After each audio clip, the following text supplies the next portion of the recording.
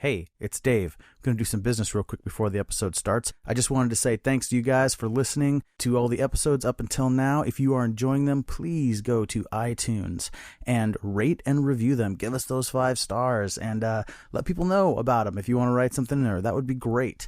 And it's really helpful to us to get the word out to other people who maybe otherwise wouldn't find the show. It's easier for them to find it if people are paying attention to it and giving it the nod. So if you would do that, that would be awesome.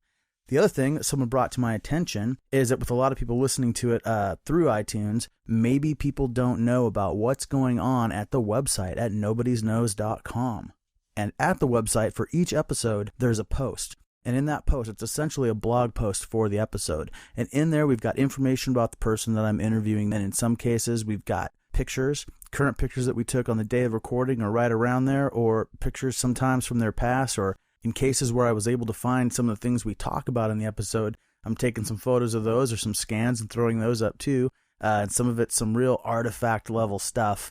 And there's definitions of terms and links to things that we talk about. So if some of the stuff, that we're talking about isn't common knowledge, there's a little help with some definitions in there. So I'm having a lot of fun putting that together, and I'll be continually adding to even some of the older episodes as I find new items to put in. So check back every once in a while. It should be a lot of fun. Here we go.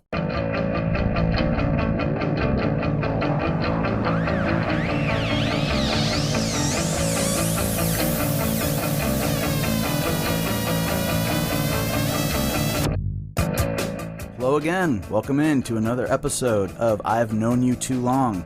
I'm Dave Larson. You probably know who I am by now. My guest today is Ron GUARDIPEE. Ron used to run Overkill Records. In fact, I think he may still run Overkill Records. Yep. There he is.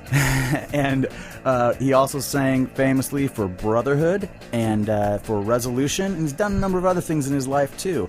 We're going to get to that throughout the course of this podcast. Ron, welcome. Hey, thanks, Dave. Ron, I've known you too long. We've known each other a long, long time. So... we've been roommates for a long, long time. Oh, yeah. We know each other very well. Oh, we've got a lot of history. So, what has happened in each of the previous episodes, essentially, I think each one, is that I've known you too long meant that I've known you so long, I can't even remember when we met. So we try to figure that out. With you, I think I actually know the day. I think I know the moment. Okay. And I'm drawing a blank. That's okay, because I think if I say it, you'll remember it. Okay. Okay. That's good. So just to give you an idea of what we do in this podcast is we figure out as close as we can the moment that we met. And then we go backwards from there and kind of figure out why it was we came together in that place. Like, where did you come from? What are you all about? What made you that person who would be involved in what you were involved in, where we would meet up? And then we go forward and talk about stuff that's happened since that. And that's the whole thing. Okay. I have a guess. Tell me what your guess is. Fallout. Oh, no. Hanging out at Fallout. Fallout is a really good guess. Okay. But no. All right. Shoot. It is First Step in Brotherhood in Lenny's Basement. Okay. Oh, yeah. All right. That sound right? That sounds about right. It's not the show that the pictures on the second record. show. It's the second show. Yeah. I don't think First Step played the first show. No, the first show was would have just been Brotherhood and Refuse, maybe. I don't even know if they were a band then, actually. No, and you know what? I'm pretty sure the show that I'm talking about was Brotherhood, First Step, and Refused in Lenny's Basement. And I could see the flyer in my head. Yeah. No, I have the flyer still at home. We got there late. We missed Refused. First Step played. And then we watched you guys play. And it was the first actual, modern hardcore show I'd ever been to. I mean, it's a basement, but people crammed together, no mosh pit, not a circle pit. We were all punk skateboarders from Bellingham, and we were used to that kind of show. And this was like a smash together of people singing along, pointing That's fingers. what it was, man. How much fun? How much fun was that? I knew while you guys were playing, I knew that something had changed, at least for me. I don't know if everybody felt that way. But so afterwards, you already knew Jason Lambert and Brett Van Horn. And I think from First Step, because that's how they set up the show. And so I'm fairly certain it was Jason that walked me up to you and said, "This is Dave," and we did the handshake. And I remember at the time, also that same night, you were saying, "Oh, you know what? I almost went and saw you guys with Youth of Today," and I was like, "I wasn't in the band then, dude. So fuck that version." Oh, and that would have either been me or Bill. But I think because I didn't make it to that show, and Bill may have actually tried to go to that show. So, and you weren't in Brotherhood yet. Not at that time. No, that was my third show that you saw. Okay, that was the third time playing with Brotherhood. Yep. Well, we did this fast because a lot of times there's a lot more him and Han in trying to figure it out and narrowing it down. Well, Jesus, I talk about this stuff all the time to people. That's how lame I am. Like, let me relive my past a little with you. It's a good time, man. That can't be considered an insult on this show. That's pretty much what we do. That's it. Okay. So, now that's fine. But after that, you and I quickly became very good friends. Because after that, you're just in the picture. Yeah. So the next time we were probably in the same place, maybe was that show with Ad Odds in the storage unit up in Bellingham. That was probably it, because that got set up pretty quickly right after that. And so on that night, I felt like I already knew you. So we may have run into each other at Fallout. Because if you've got a Fallout memory, I know we ran into each other at Fallout. So we were coming from Bellingham maybe once a week to the Seattle. Well, and that also became a time when, I'd go up there all the time. That became... Well, a little bit later as well. A little bit. Once Undertow really started to kick in. Yeah. It seems like, man, we were together, all of us were together every day, every weekend. You guys would be down, we'd be up, vice versa. It got really good. So we're going to get to that. That's going to be... Sorry. No, that's fine. I'm just going to direct the way it goes. Where did you come from? Well, I'm from Seattle, North Seattle. Yeah, before just that, very close to here. When you grew up as a young kid here. Yeah, young little metalhead. Got into music in the '70s through my older sister, and started going to metal shows in the early '80s in Seattle. Because I was under the impression it was you were on the east side. No, man. No, well, in North Seattle and in Redmond. Oh, okay, but so not, just across... not Spokane, Eastern Washington. No, that came later. That came when I was a teenager. Okay, so where were you born? I was born in Spokane. Okay, moved to Centralia, Washington. Okay, moved to Redmond. Moved to Seattle. I don't think I ever knew you lived in Redmond, but you were so young. I wouldn't have known that. Got kicked out of all the high schools in Seattle. Had to finish high school somewhere. That was in your high school. Yeah, even got kicked out of the alternative school. So understanding the kind of metal Ron going to shows and get kicked out of high schools, it's going to be easier to understand if we understand what much younger Ron was like. Trouble. You were trouble. Would you say in grade school you were trouble? Yeah. What kind of? I got into serious trouble. Like I couldn't go to school for 4 months. Kind of stuff. For fighting, for stealing, for vandalism. Since this is an audio medium and not a visual medium, I just saw a series of hand motions that can only be described as, I think, sketchy. Yeah, well, I did a lot of sketchy shit, and I spent a lot of time in youth detention center. So really, and you were talking about grade school. You're talking about 10 years old and younger. 8 was the first. Wow. My first encounter with getting caught. Okay, so we're just talking about when you got caught, but there's also I was a bad kid, man. I'm sorry. That's okay. We said this earlier, man. I like the dark side. I always have. Always been into that. And you were drawn to the dark side as a young child. Yeah. I don't know why. Just once, Did you have a lot of friends back then? Oh yeah, man. So you were always a personable. So were you like the kid that like tried to get a bunch of other kids together to do some devious deeds? Yeah. That didn't change then. No, I've kind of always tried to, get kids together and let's fuck some shit up. What was influencing you to act that way when you were that young? All kinds of things happen. I started, drinking and doing drugs, at a pretty early age. Prior to high school? Yeah. Junior high? Yeah. Because that's kind of seems like where the choices start getting made. Yeah. Like about 12. And got pretty serious into that. And lasted... So early 80s, heavy metal parking lot type times, full blown, but, I was a Slayer metalhead. I was a Motorhead metalhead. I was the real deal. Venom. They were all posers. No, those were the bands you were listening to when you were in junior high, 6th, 7th, 8th grade? No, that would have been high school. High school, right. Because it seems like for the people that got... Those bands didn't, pop up really until 82. And that was my first year of high school. 82 was? Yeah. Oh, okay. I think I thought we were a little bit closer in age, but you are at least a couple years older than I am. Yeah, I think so. Okay. Yeah. Okay, that makes sense. And so ninth grade, you're going into high school, and that's when a lot of this really amazing music is coming out. Metal. That's exactly the time. Yeah, it was like a easy transition. Sabbath are heavy, but Motorhead's heavier. All right, man, I'm listening to Motorhead, and that's also the same right around the same time when punk started to become something. Now, since you were listening to metal, how did you feel about punk when you first heard it or became aware of it? Well, I'm like anybody who wasn't involved in the scene fully, my idea of it was, fucking Chips episodes or some shit, like Mayhem on whatever that Jack Klugman show. Oh, Quincy Punks. Yeah, Quincy Punks. Thank you. But then in high school, my favorite line from that is when they talk about the girl being dead, and the one punk says, "But at least she's free, man." Right. Good. Excellent one. That was it. But there were like punks in when I went to high school here at Ingram High School, North Seattle.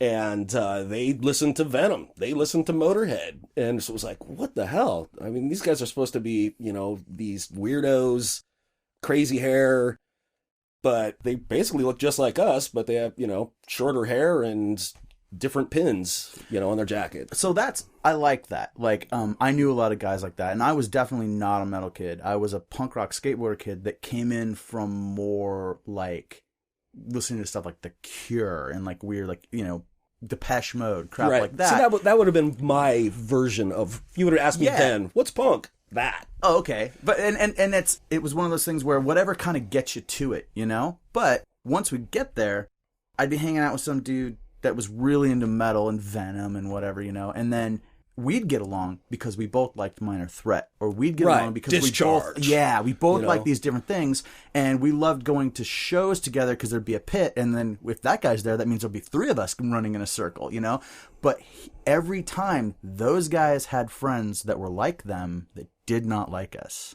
And the one example, tell me if you had anything like this in your life. The smoke hole, basically the place in high school where everyone would come together to smoke. Yeah, okay, yeah. It was across the street from the school, and it was always metalhead dudes, and then punk rocker dudes would go over there, and skateboarders, and the girl, and everything was usually fine, but there was always one or two just glowering, angry, long-haired dudes that wanted nothing to do with punk rock. Oh yeah, that were barely putting up with it, and there were some fistfights. Oh yeah, and so that you had that experience too. Well, we had a lot of other issues to fight about at school. Actually, the punks and the metalheads, I don't recall us ever really getting into it. We were fighting in different enemies. Sure.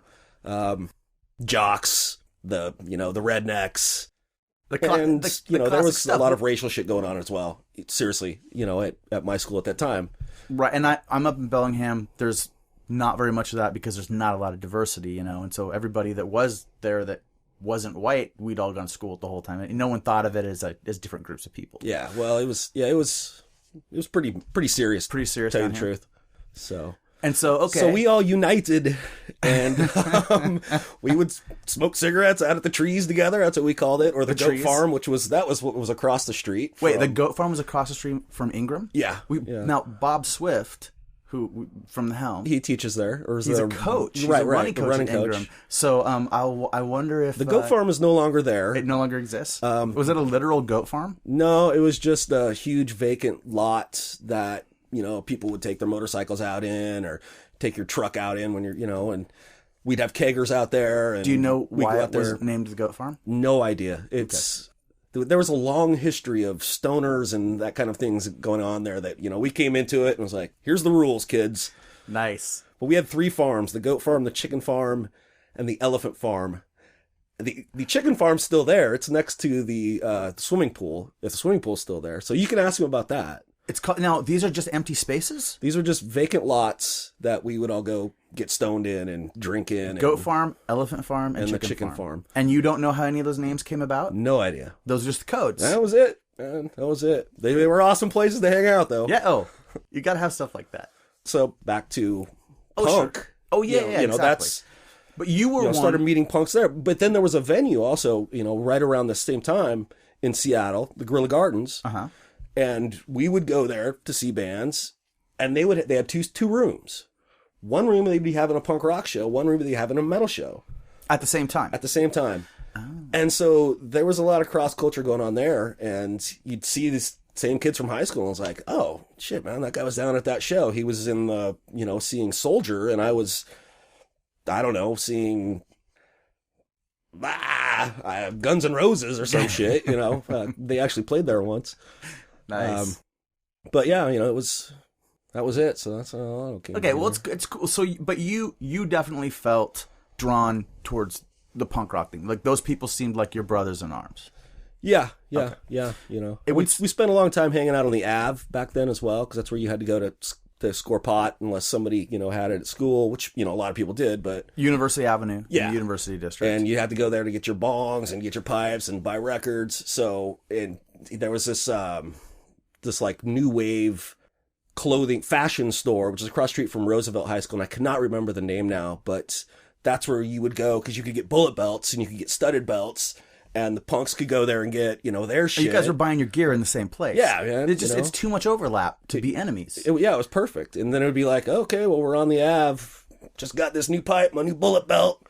Oh, there's homie from school. Let's go blaze one up over here at the, Red Square. Like, all right. Yeah, that place was sketchy for a long time.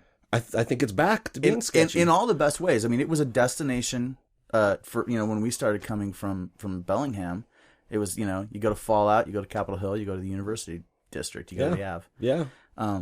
Fantastic. It is still pretty sketchy? I haven't been there in a long time, but from what I understand, just, reading the news, I know there was a string of break-ins last night. It was on the news today. And you and I both ended up working in a store.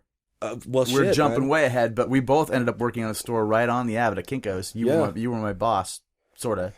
I think I was your boss. I don't think there was any sorta about it, buddy. I don't know if we worked together for very long. You were gone real quick. You got me the job and bailed. Yeah. We're gonna come ahead of that. Okay. I jumped. I just because I went from the Ave to the job, but we'll link that back up when we get a little bit further ahead. Well, and didn't you live in the apartment with me? Oh no, that was Bauer. Never mind. And Bill for one day. And Bill. Yeah. For one weekend. We talked Bill about lived in the cubby. Bill was the person under the stairs. It was a joke. We told him that. We'd said, dude, you can move in, but you got to sleep into this 3-foot high by 6-foot long space under the stairs as a joke. And he did it. So we just let him do it. He thinks it's real to this day. Brian and I are just laughing our ass off. He actually is sleeping down there. And that's the kind of guys you guys were. Yeah, and that's a kind of dicks. Well, it's a little bit of a product of a bygone era, because I actually. Well, you Bellingham kids were so soft, man. We just had to try and toughen you up. I know it's true, but like the idea that instead of ever saying, "Oh no, dude, it's a joke," you could sleep in that room. It's more like, "Oh, he's going for it, so we'll just see how this plays out." Sure, all the way through him moving out and going home. Which is awful, but it still speaks to it definitely is a little bit different point of view, and so many people came from so many different places, everyone with a little bit different vibe, and a little bit different point of view. It all kind of mashes together and makes it makes for some fun. Yeah. Okay, so we've already got you into high school. Yeah. I usually try to fish around for some good dirt, some junior high dirt, some good even. Well, we never get to one point, though. I did move to Spokane. Oh. And then that's when I got into actually being in bands. How old were you? 16. 16, and you'd already been going out to shows at Guerrilla Gardens. Oh, yeah, all over. I mean, you name Mountaineers. Like, I had already seen so many bands. And you could get into stuff. It was all ages. Yeah. Oh, yeah, yeah. No, this was back before Teen Dance. Before Teen Dance Ordinance. Yeah. Okay. So, why do you move to Spokane? Because I wanted to finish high school, and I couldn't go back to any of the schools here. You've been kicked out of everything. Yeah. So it was like, well... do you remember what you did to get kicked out of your last chance in Seattle? I do. Actually, I was just talking to somebody about it just the other day. Are you going to talk to everybody about it? Well, I'll tell it because it's pretty funny. Okay. Well, it was actually, they had a joint interview, me and my buddy. We had both basically been kicked out of everywhere. And they brought us in together. I don't remember exactly why they did that. We're sitting in the principal's office at the very last school, and it was actually back to Ingram. I had already bounced to Roosevelt, to Nathan Hale, John Marshall Alternative, and had screwed up at all of them. So the last chance was to go back to Ingram and see if, because I hadn't been there for like a year at that point. And we go in, we're sitting there, and it's like, oh, why have you kids changed? Why should we let you back in here? It's like, oh, I really want to finish school. I mean, seriously, I'm a fairly smart guy. I want to do this. And he got up and left, and there was a stack of bus passes sitting on the desk. And I just reached over and just grabbed the whole stack, stuck them in my pocket. He comes back in, just looks right down at the desk and says, nope, sorry. He knew. It was a test. They put the passes out to see if you I'm guessing he set it up, and I fell for it, so I gave him the passes back. And I always think, I've always thought, I was like, fuck, man, if I'd only taken like 4 or 5 of them and just left the whole big stack there, I probably would have never had to move to fucking Spokane. Well, you learned an important lesson that day. Yes, don't be greedy. You can shear a sheep many times. Yes. Okay. Yeah. So, yeah. But you could sell these bus passes. I mean, there was value. Oh, sure. To a month-long bus pass. So yeah, well, including riding the bus if you don't have one. Right. But yeah, you can sell them to other people too. So yeah, that was that. Okay, so then it's like, well, I guess I have to go to a different city now. And then I got over there, and they didn't want to let me into any of their high schools. So based on prior records, right? So it turns out my mom had gone to school with the guy who was the principal at the alternative school there. They were actually they didn't want me to come in at the beginning. And she went in and she said, well, I know this guy. We went to high school together. She went in, Bob Schur was his name. And he's dead now. But she goes in and they hit it off. Like, oh, Lou, how you doing? Oh, Bob. Da, da, da. Okay, your son can come in. It's all who you know. I was a good student, So you cleaned up your act a little bit. I was still a scumbag, but at school, I buckled down. You learned, so you just kind of learned there's a time and a place. Yeah. And you learn to take a couple of the passes rather than the whole stack. Right. And that's excellent. Okay, so that gets you through to graduation. When did you graduate from high school? 1985. 85, okay. And I was in bands at this point. You were already in bands. Were you always singing? Yeah. Okay, you played bass at some point. Oh, I played bass for a short time in a little skate punk band, some skater kids. Back then? Yeah. And then how did you have a bass? Did you just pick it up to learn because that's what they needed? I don't recall. I mean, I can play sorta. I can, anybody can strum along to something. Yeah. Like taught John Pettibone how to play bass. Come on. Anything's possible. Yeah, no, and that's the only thing I ever did. It's you've seen what I can do. Anybody can do. We were whatever. in a band together. You played bass, exactly. But no, I think it's interesting. Like at some point, you just said, okay, you went from being a listener to a participant.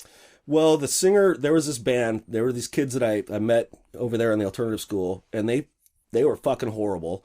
And their singer he wanted to. No one over there was into the real metal.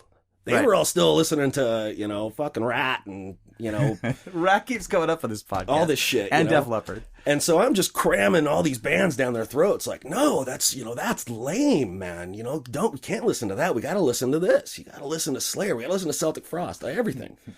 And, I convinced these guys in this band, like, we need to start doing different shit. Stop doing Judas Priest covers and let's start doing Slayer covers. And by the way, kick that fucking singer out because he's horrible. And he had this high-pitched, Halfordish voice.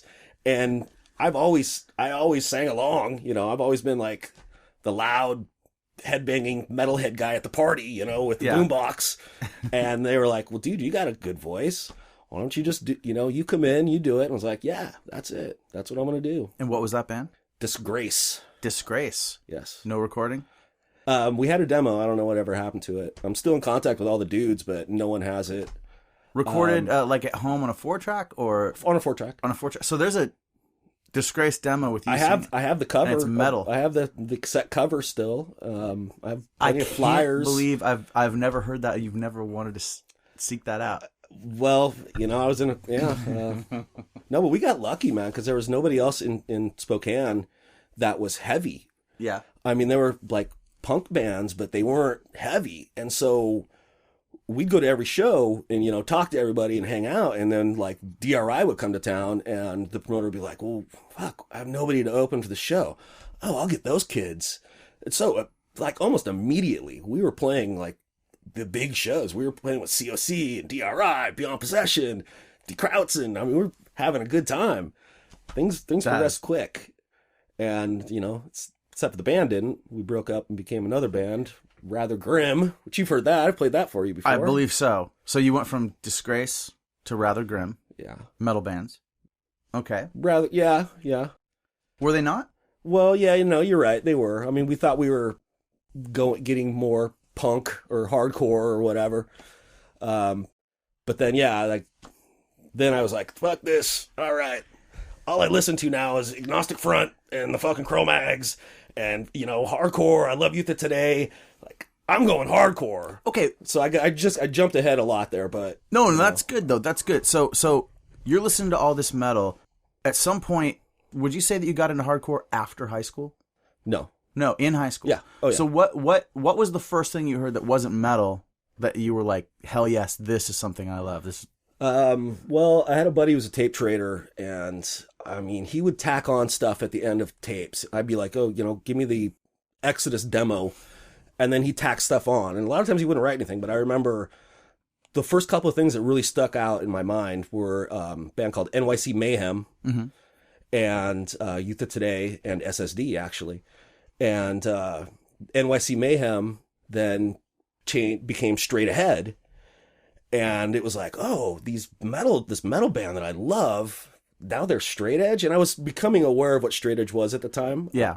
I still, when I first got Minor Threat, I thought it was like a comedy record. I thought it was Dead Milkmen or some shit. You know, right. A joke. Crucial Youth. Yeah. I was like, oh, this is funny. I don't drink, don't smoke. Like, haha, these punk rockers. Oh, they're a lot of funny.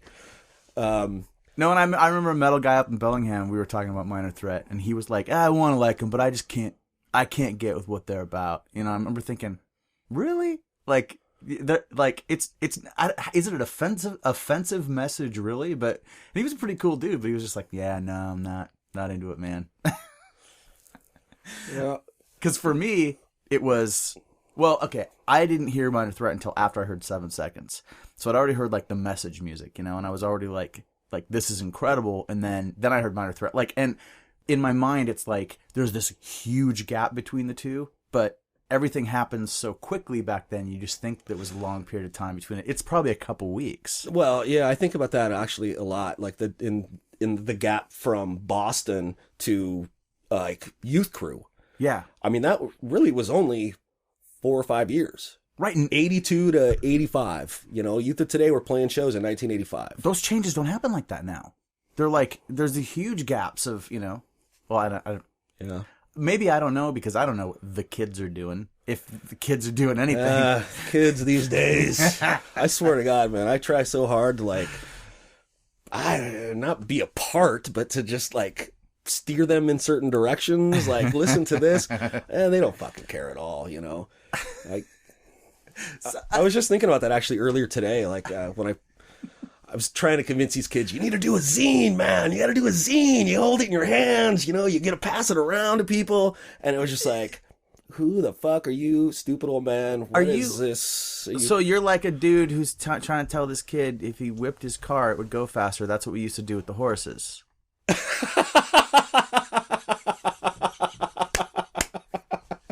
I like it. And I'm saying this as someone who wishes these kids would make some zines, you know? Okay. But it's partly them, it's partly us. Oh, certainly. Oh yeah. Yeah. Yeah, I just at this point I hope they put on a good show. I always try, it's like, you should try and get these other, you know, get somebody else on the bill. They always still put the same shitty bands on the bills. And yeah, well, yeah. What are you gonna do? And these people you're talking about are over in currently in Spokane. Yeah. Cool. Yeah. Well, it's awesome that you're that involved. Well, it's either that or just be bored to, you know, tears every day.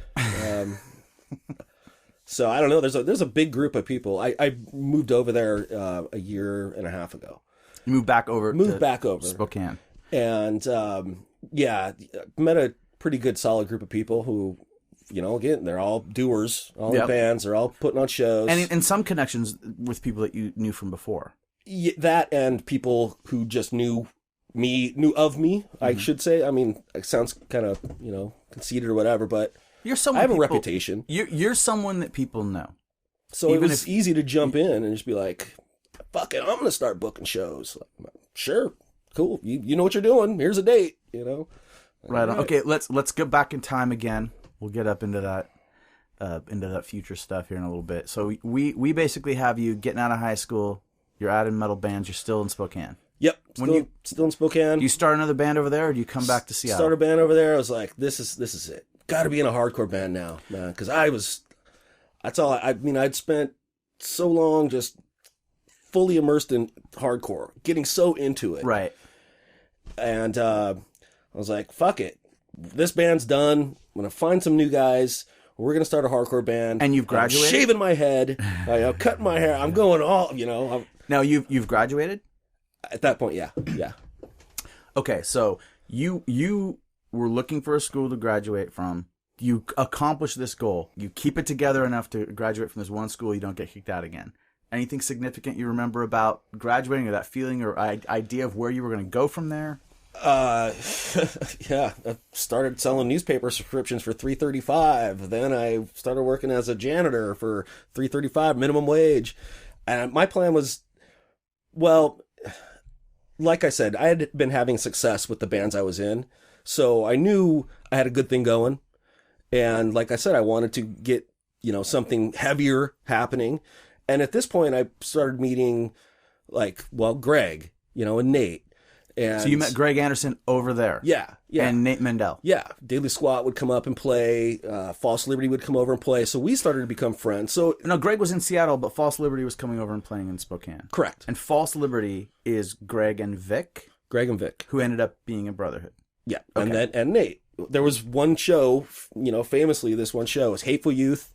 That's the band I started. That was my hardcore band. Hateful Youth. Hateful Youth. And okay, so I guess what I was saying was when you got out of high school, you didn't have a goal like, I'm going to work a year and go to college, or I'm going to go into this career. I'm just trying, I wanted to get an idea of where your head was. Yeah, I wanted to join the army. I swear to God. Was that the goal? Yeah, I wanted to join the army. I want to learn how to fly helicopters or something cool like that. And they wouldn't take me. They wouldn't take you? No, I went through all the tests and everything, and they're like, oh, you scored great. We're going to blah, blah, blah. Take the pick of what you want to do. Oh, now we're going to take a look at your criminal record. You are kidding me. And yeah, at that time, I had some, I had some pretty major stuff on there. No violent crime, but, Okay, so it was no violent crime. It was all just, but felonies and shit. And, but you're not 18 when you committed them. Didn't matter. I swear to God, they were... The thing that I find funny about that, and I'm wondering if it was just a slice of time in our history where that was the case.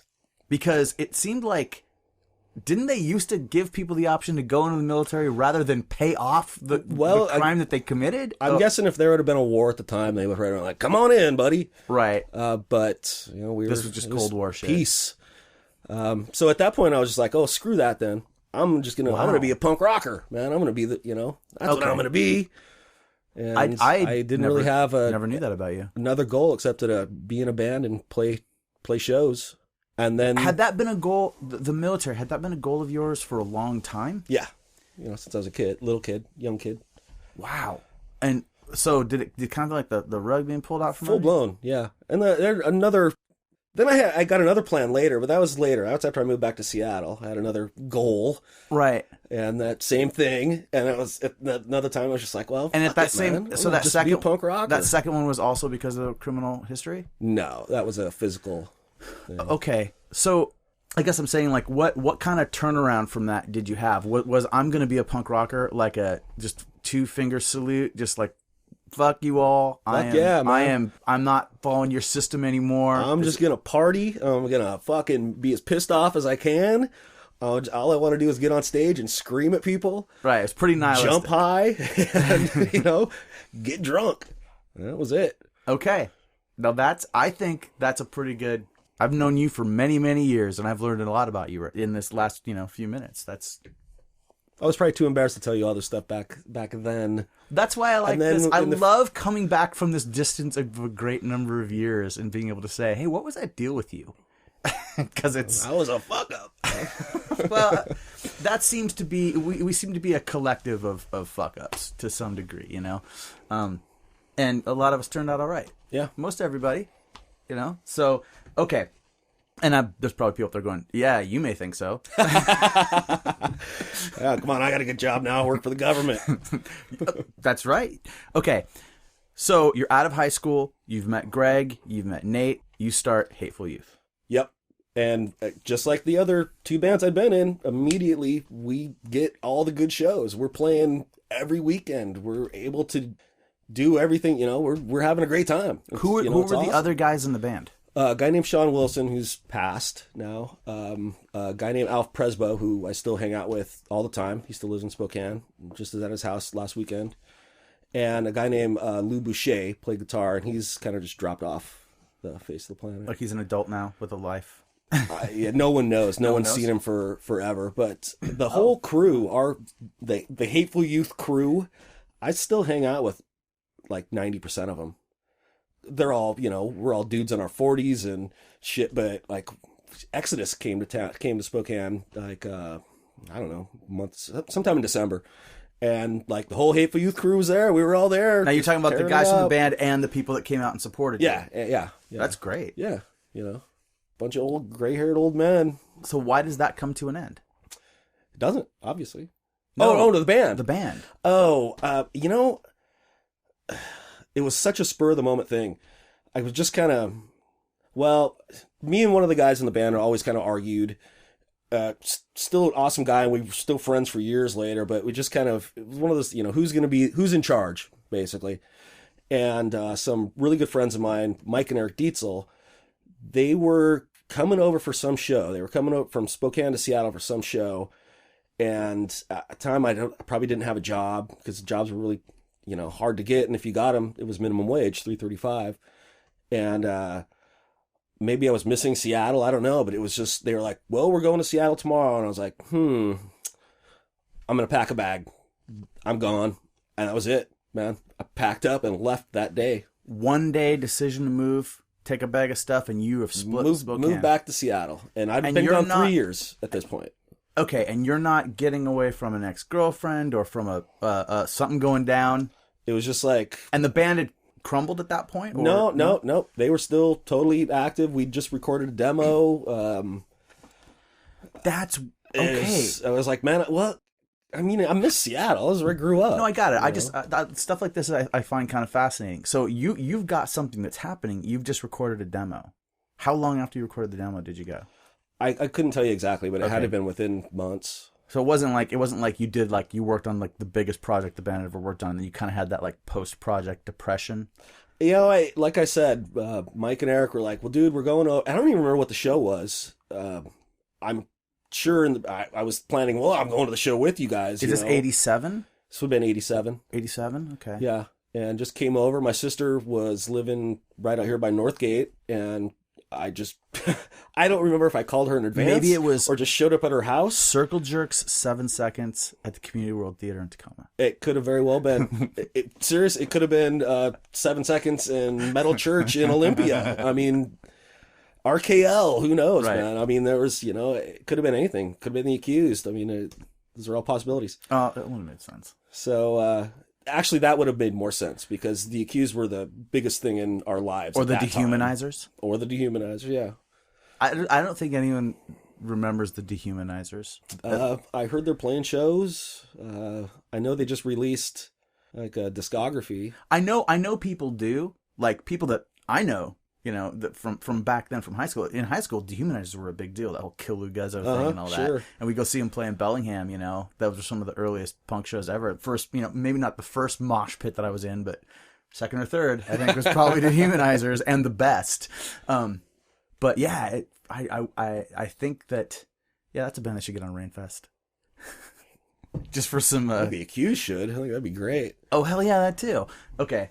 So that gets you over to Seattle. That's the key point, I guess. I just... You know, I don't want to do it quick. I want to figure out why. Well, yeah, you know, move back and just immediately started hanging out with all my high school buddies. But at this point, they were all still full-blown metalheads, and I made a choice. I was doing something different. You had cut your hair. Yeah, I had a shaved head. Did you have long hair? Were you a long hair metal guy? So you yeah. went from long hair to shaved head. I'm a skinhead. Yep. I was going out with the hottest metal chick in the school. She dumped me immediately. Wait, this is the kind of stuff I'm looking for, dude. Yeah, so you cut your hair and your hot girlfriend dumped you. Yep. Wow. And went over to pick her up. And she said it's the hair. She just said, I don't recall exactly what she said, but I went to pick her up, and she's like, this ain't what I signed up for, buddy. Wow. So I guess that was another crazy spur of the moment, it's decision. Just and when we say skinhead, look, shaving my head. We're talking like we understand, but like there's maybe going to be people listening to this who are just going to automatically assume skinhead means you got like a swastika tattoo on your forehead and we're goose stepping around. No, it was the agnostic front version, right? Unity, right? Just so there's within the whole world of skinheads, there's a tiny little sliver that's actually Nazi racist skinheads, and everything else is just. And I'm sure we'll get to them later. Oh, sure, we absolutely can. But I just. I try to pause and remember that this isn't just while this is a conversation you and I are having, I'm really hoping some people are going to listen to this that wouldn't know what we were talking about and that they would hear skinhead and go, what? So, okay, dumped. Now you're a skinhead. Now you're back in Seattle with your old friends. And the Dietzels, are they living in? They're still in Spokane. But I started hanging out with Greg a lot at that point. Greg Anderson. Also. Yeah, Greg Anderson. Okay. And False Liberty I don't know if False Liberty were still together. I think it was the tail end of False Liberty. And Greg was actually 3 years younger than me. So if I was, 19, he would have been 16. Okay. But we had been friends and tape traders. So, we'd hang out, fucking go to the movies and shit, go record store, go shop for records, go eat, whatever. Yeah. And it was kind of just a crew of two sort of at that time.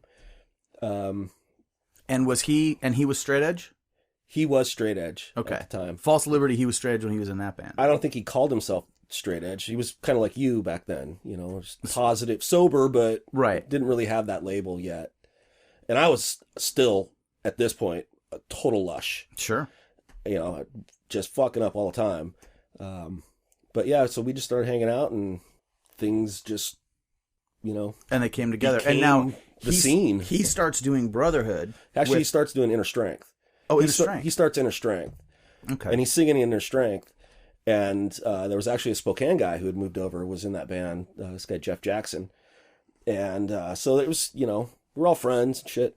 And he got a guitar and he's like, oh, I want to be in a full-blown straight edge band, the real deal. I'm going to play guitar. And I'm writing songs. And I remember we'd be sitting at his mom's house and he'd be like, playing these riffs. And I was like, oh yeah, that's fucking killer. Now let's drive down to Community World Theater so I can get drunk and see Subvert and, you can drive me home. Like, all right. But then he eventually broke up Inner Strength and started Brotherhood. Okay, so Inner Strength is in between False Liberty and Brotherhood. Okay, and I don't think I knew that, or I've just forgotten. It's been a long time. Remember False Liberty, there were guys in Bellingham who would talk about that band, and then we just never had an opportunity. I never had an opportunity to see them. And they were great, man. I feel like I missed out. But I couldn't drive yet up in Bellingham, young. Which is Bellingham's 90 miles from Seattle, so you might as well have been, half the country away if you couldn't get anywhere. So then I hear about through the guys that ended up being in the band First Step. I start hearing about Brotherhood, and the first time I heard Brotherhood, it was, I believe, recordings with John White. Mm-hmm. And those guys, I don't even think they were doing a straight edge band yet. They had been in a band called the Lawnmowers.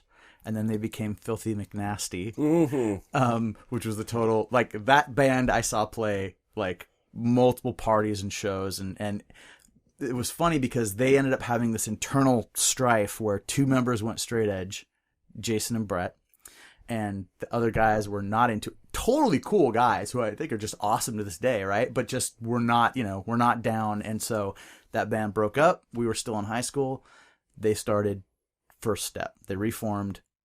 And they became a straight edge band, very much inspired by what was going on with Brotherhood. And somewhere in that in that period of time, Brotherhood went from being the Brotherhood with John singing to you coming on board and being in the band. Me and Nate both, like pretty much right at the same time. Oh, is that right? Yeah. Okay. So there was a Brotherhood prior to Nate playing. Yeah. Oh, I didn't realize that. Ken Hagel, you know Ken. Oh, I've never understood Ken's role in Brotherhood. I knew he played bass. Like, so it was Ken, John White, Vic, and Greg, and that was that first recording. Yep. Yeah. Oh, awesome. So yeah, I didn't really like that version of Brotherhood very much. I liked Greg and Vic. John and I did not get along very well for the first quite a few years that we knew each other. We are now very, very good friends. Yeah, John is awesome, and I never had an opportunity to meet him back then. My first awareness with John was through his zine. As was mine. Right. Okay. Oh, okay. So you didn't. He moved here from Connecticut, and one day Greg and I were at Fallout. And there's this straight edge zine, obvious straight edge zine. I wasn't straight edge at the time, but I was, in the scene. I was part of the scene, but right. I just wasn't, I was still drinking. And I remember grabbing it and it's like, dude, that's a Seattle address in here. I was like, what in the fuck? We actually drove to the U District to this guy's house. Oh, dude, knocked on his apartment door. I was like, what's up? So this is a key point. This is really good. Back then, I would say up until 89, 90 maybe, things really started to blow up. But if you were aware that there was something that was supposed to be in your orbit and you didn't know who those people were, right, and you had an address, you might drive there and knock on the door, which you did, right? Yeah, we just went to him and Kelly Walred, went to their apartment. I have a story about you with that. I actually have two. Well, I know one of them. Which one is it? Well, some things I don't want to talk about. No. It'll be good. No, you did a little bit later in life. You did a zine called "Bringing It Back." Oh, okay. I thought you were gonna. This is the other story. Okay. I wasn't involved in. Wow, this is gonna sound like you got some really shady stuff going on. Oh, I know. I like it. Well, some of it is. There are still people alive. There's still people alive. There's still people in the scene who would be pretty pissed off. And I happen to be acquaintances with these people at this time, and I have just things I don't want them to know that I did. Okay, that's fine. Leave it at that. The big mystery. So you put your top 10 Northwest things in an issue of Bringing It Back. I was going to bring I was going to bring all my zines today too, just for the fuck of it. And I wish I had. And the number one thing you put in there was a band called Crumble. Yeah, Crumble. Which did not exist. It's one of my favorite things in the world to do. Make up fake bands. And so when we got hold of that up in Bellingham, and now we've jumped ahead, so we'll move back in a minute to where we were. But when we got a hold of that, we knew 2 through 10, but we didn't know what the hell number 1 was. And I think we were pretty relentless with you being like, what's Crumble? What's Crumble? And I think you were trying to like, I got the tape around here. So you haven't heard him yet? Oh, like, I'm sure I played it as far as I could. there just wasn't. That was another Brian Bauer and me joke. Was Crumble? Yeah. Well, Bill and I couldn't stand for it, so we just started a band called Crumble. Perfect.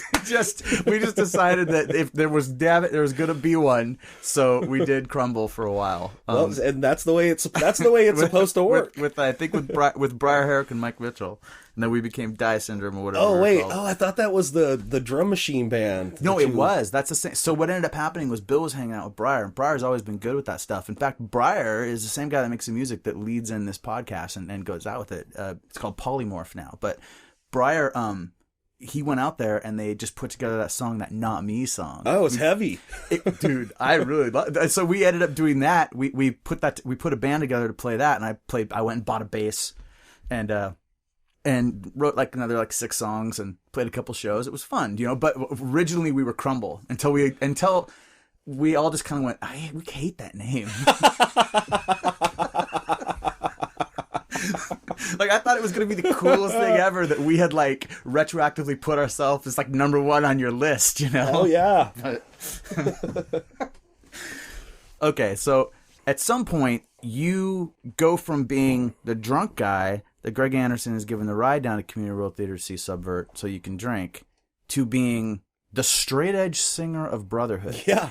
And almost overnight. And once again, we've thrown this term out a lot, and I've never like really stopped to explain it for the non-insider listeners that we might have. Straight edge is a ideology, no drinking, no drugs. Basically, it's a song from Minor Threat that Ian MacKaye wrote in like 1981 or way back in the early 80s.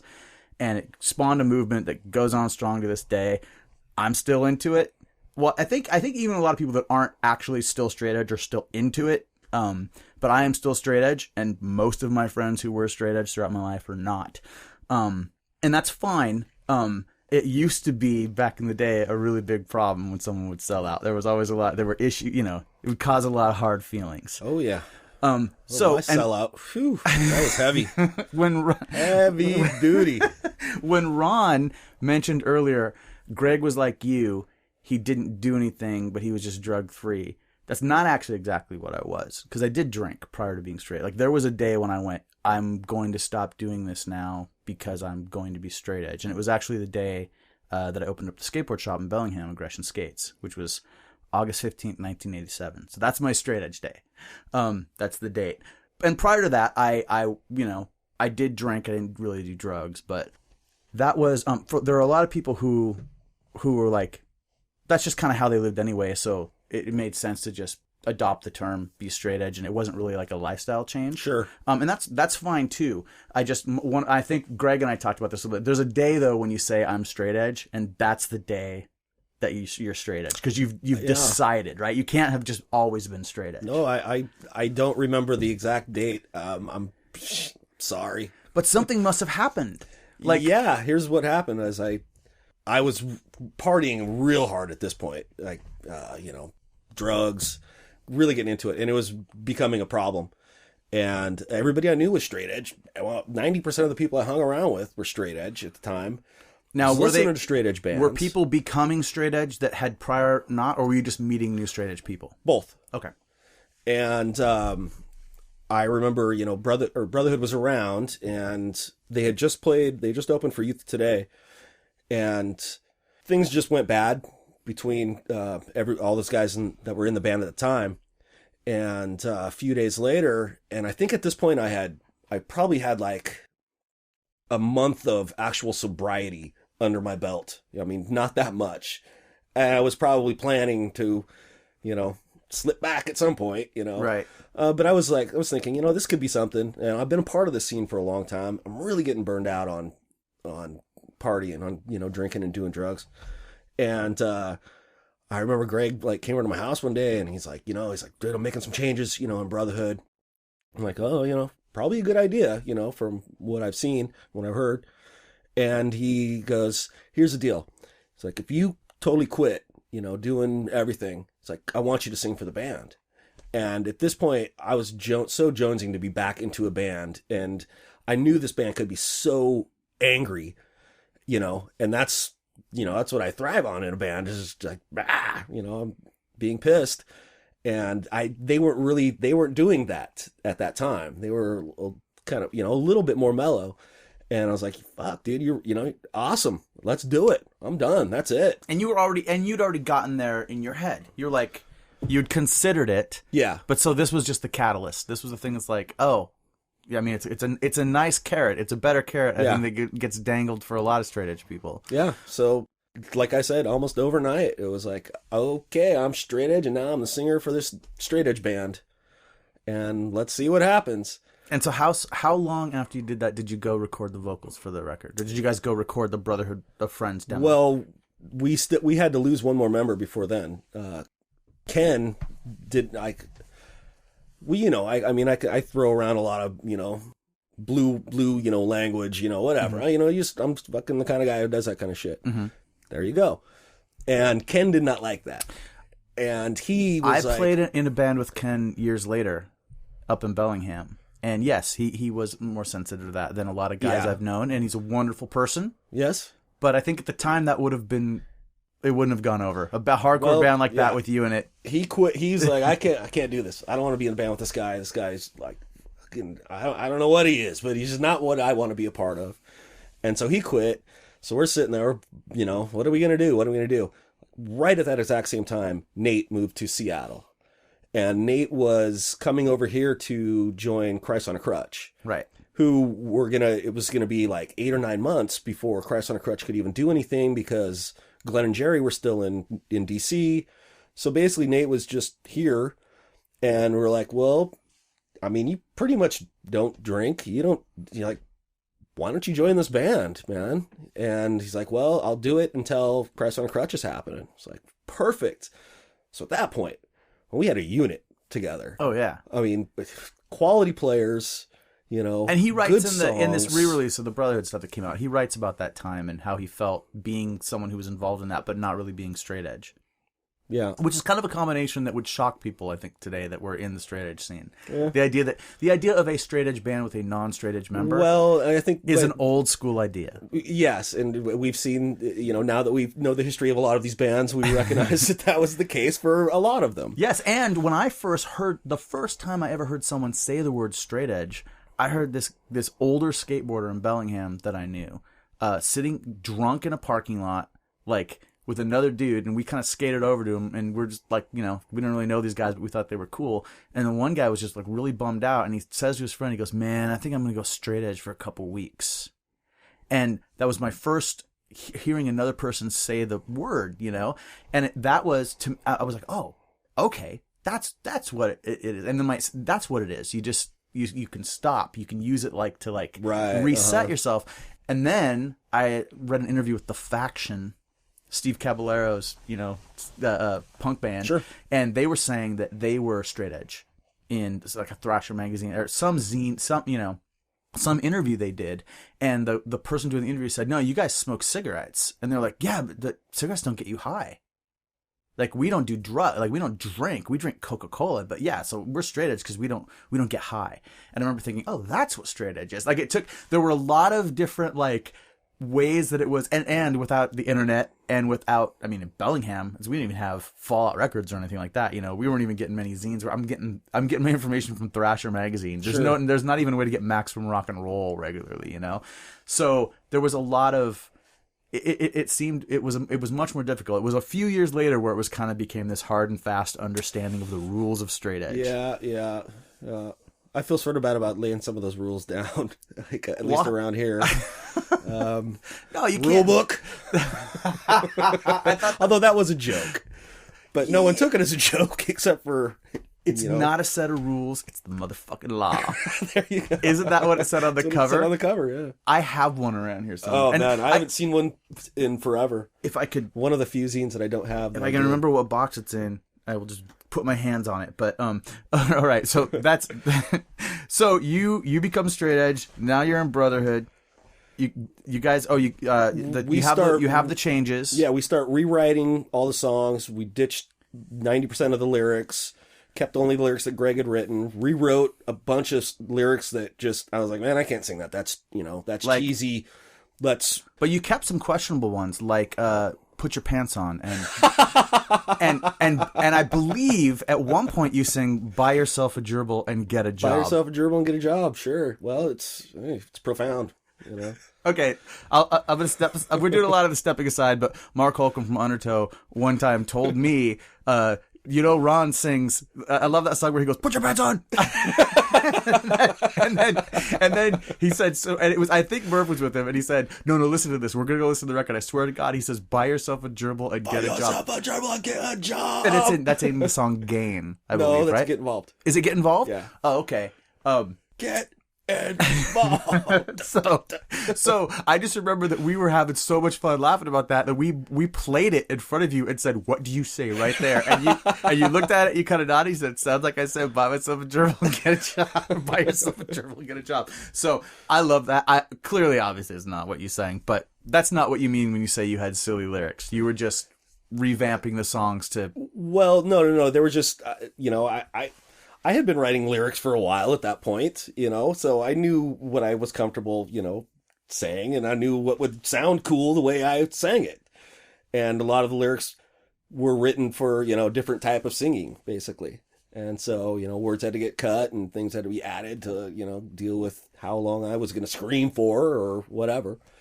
And, so then we probably, I don't know, I guess it was maybe 8 months or so later. And I was like, well, let's go record. And I don't know.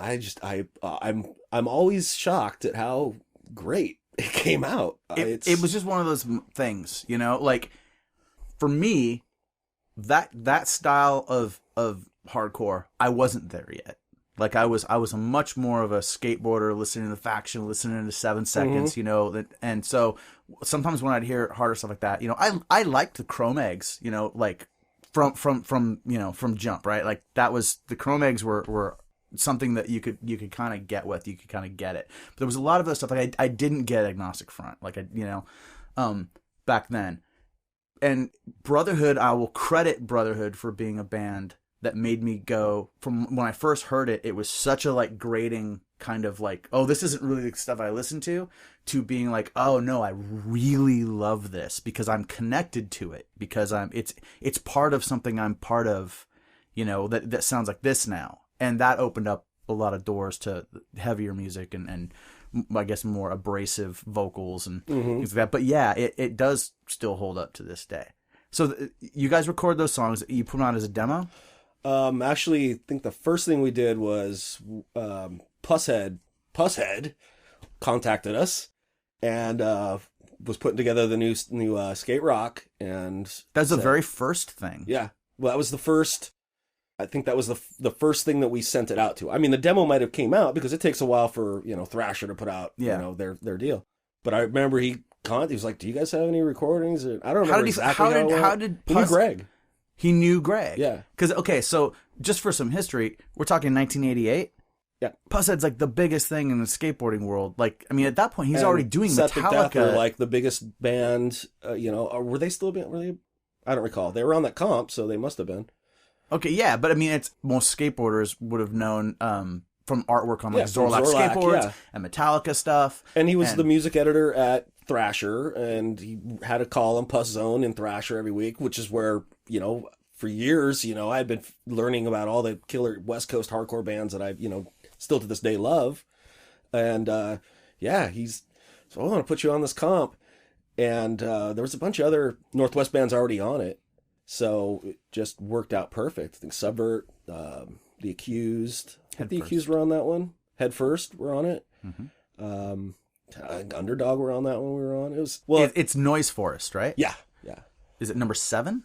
It is. Yeah. Very cool. Well then we did the demo, and then this guy Rich Jacobs had contacted us and said, "Well, I want to do a 7-inch for you." He had he was starting. I can't remember if we were number 1 or number 2 on the release. I think we might have been number 2. So he'd started a label and had Skate-Edge Records. Skate-Edge Records. I think he'd put out Donuts or no, I can't remember the name of the band, but he decided he said, "Oh, let's do a 7-inch," which back in those days, and still I guess to today, takes forever. So that took, you know, forever. So we just kept selling those demos, and then what I consider to be the greatest things that ever happened to us, Greg and I were walking down Broadway one time, probably, I don't know, going to Dick's to get burgers or going to record store shop or something, and we see Blaine and Alex from The Accused, who, you know, we both know very well from previous bands, playing with them and being just huge Accused fans. You gotta understand, they were the biggest thing around here. And I remember they call us over. They were at Dick's. They call us over. They're like, "Oh, guys, what's up? So you guys got a new band?" Like, "Yeah." Like, "We're getting ready to go on tour." "Oh, cool. You guys want to go?" Like, "Oh, holy shit!" Like, I think we just like ran back to my apartment, the Caravilla, the famous hardcore hotel, and it's like, "Oh my god, call Vic, you know, and call work. I'm not coming in. You know, sell the house, sell the car, sell the kids. I'm never coming back." And so I knew you when that happened, and you were in the Caravilla, so we were just beginning to figure out who each other were, because I came to the Caravilla when you were living there, I think like twice. And I lived there with Julie Roberts, and Kirsten Hansen, and Brian Bauer for a while, and Justin Johnson, and Nate Mendel, and Curtis Pitts, and Brepley. No, that was a different apartment. Oh, was it? Yeah, I'm naming all the apartments. Who lived in all the apartments? Chad Robinson, I think, all lived in the apartment directly underneath of us. And then Greg Anderson, Brett Blue, and then eventually Dennis Chang lived in the apartment above us. Right. Okay. So one of the times that was hence the Hardcore Hotel, because that's where everyone lived. In episode 1 of this podcast, Greg's asking, did you guys live in the Hardcore Hotel? Although I don't think and I said it was at the Caravilla. I think he actually means the Bonneville, where we lived years later. That's the second hotel. Right. Okay. A lot of good times in both those apartments, and they were almost directly across the street from each other. Oh, yeah. It was quite the spot.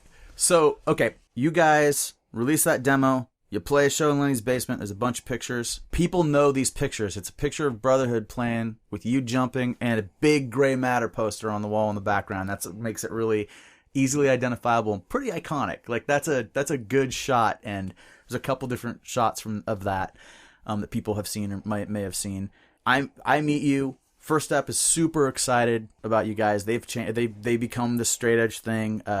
In Bellingham, Dave Longstreth starts singing. So they're getting it together. We set up a show in a storage unit in Bellingham. Yeah. And you guys came up and you brought Ready to Rock, and you brought a band called Feeding the Cause. Yeah. Oh, did they come with us? Feeding the Cause played. So everyone played but us. Everyone played but Brotherhood. It was fucking horrible. It was 2 Bellingham bands. It was At Odds and First Step, and then Feeding the Cause. There may have been another band. I was in that band At Odds. It was a nightmare, but we played. And then you guys were just about to play, and either the owner showed up or the cops showed up. I don't think it was cops. I think it was the owner. And shut it down, and we couldn't find a way to pull it off, because that was going to be I'd already seen you guys at that, out in at Lenny's. And that crowd was going apeshit. And it was a good crowd. It was packed. Lots of people from Seattle, and then people from Bellingham. I mean, I'll bet you that if you guys had played, there'd be a couple more notable hardcore personalities from the Northwest that would have been their night. Probably. Probably. That night changed my life, But it just maybe didn't go quite far enough. And that was it for Brotherhood. For me, those were my encounters with Brotherhood. By the time you guys went on tour, which is strange, because we played so many more times and we were friends, but I guess you just didn't get rides down to Seattle. Didn't get rides, or there was one show I didn't get into because it's Skinhead. I didn't have ID, and the Skinhead at the door wouldn't let me in. Was that at the Underground? 7 Seconds. You guys play with 7 Seconds? Subvert. Oh, that must have been that. It was a Subvert at the Underground. That sounds right. Yeah, I got the flyer. I'm pretty sure that's it. Wait, does it have moshing skinheads on it? Could. I don't know. It was a common theme. So yeah, no, and for whatever reason, it never really came together again until Resolution was I able to see you do it. But I remember you were writing letters to, I think it was to Bill. I think you wrote one to Bill. Maybe it was to Jason while you were out with the Accused, and you would at one point you sent. Do you remember this? You were doing you were doing a bunch of various different drinking tattoo style. Oh drawings. yeah, I was really into. I had a Mr. I still Clean. Draw those. Yeah, man, I love them. Skull and crossbones, and then these skinhead dudes. They really look similar. You still draw those to this day? Yeah, I love them. And you have one tattooed, don't you? No, not of my own drawing. Oh, you did? Because you have some kind of a skinhead, straight edge skinhead. I got some janky tattoos. I got some good ones as well. That's fine. It's not. It's not to try to make you look bad, but it's just. I always thought that I'd always assumed that you had drawn one of those tattoos, and that the idea was that maybe some of these other guys would get these tattoos too. No, that only worked for me once, Dave, and you have one of the tattoos. Okay. 4 people got an identical tattoo. And still to this day, I am kicking myself for telling Pettibone he couldn't do it.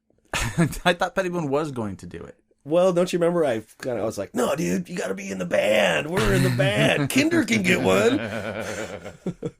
So Ron had the idea that himself, myself, the bowling crew, Mark Holcomb and Ryan Murphy, we were on a band called Die Down, that we would all get a tattoo, 3 X's and 1 family around our left ankle. Yes. 1 family, Youth of the Day song. Yep. And we all went and you said, Larson, I'll pay for it.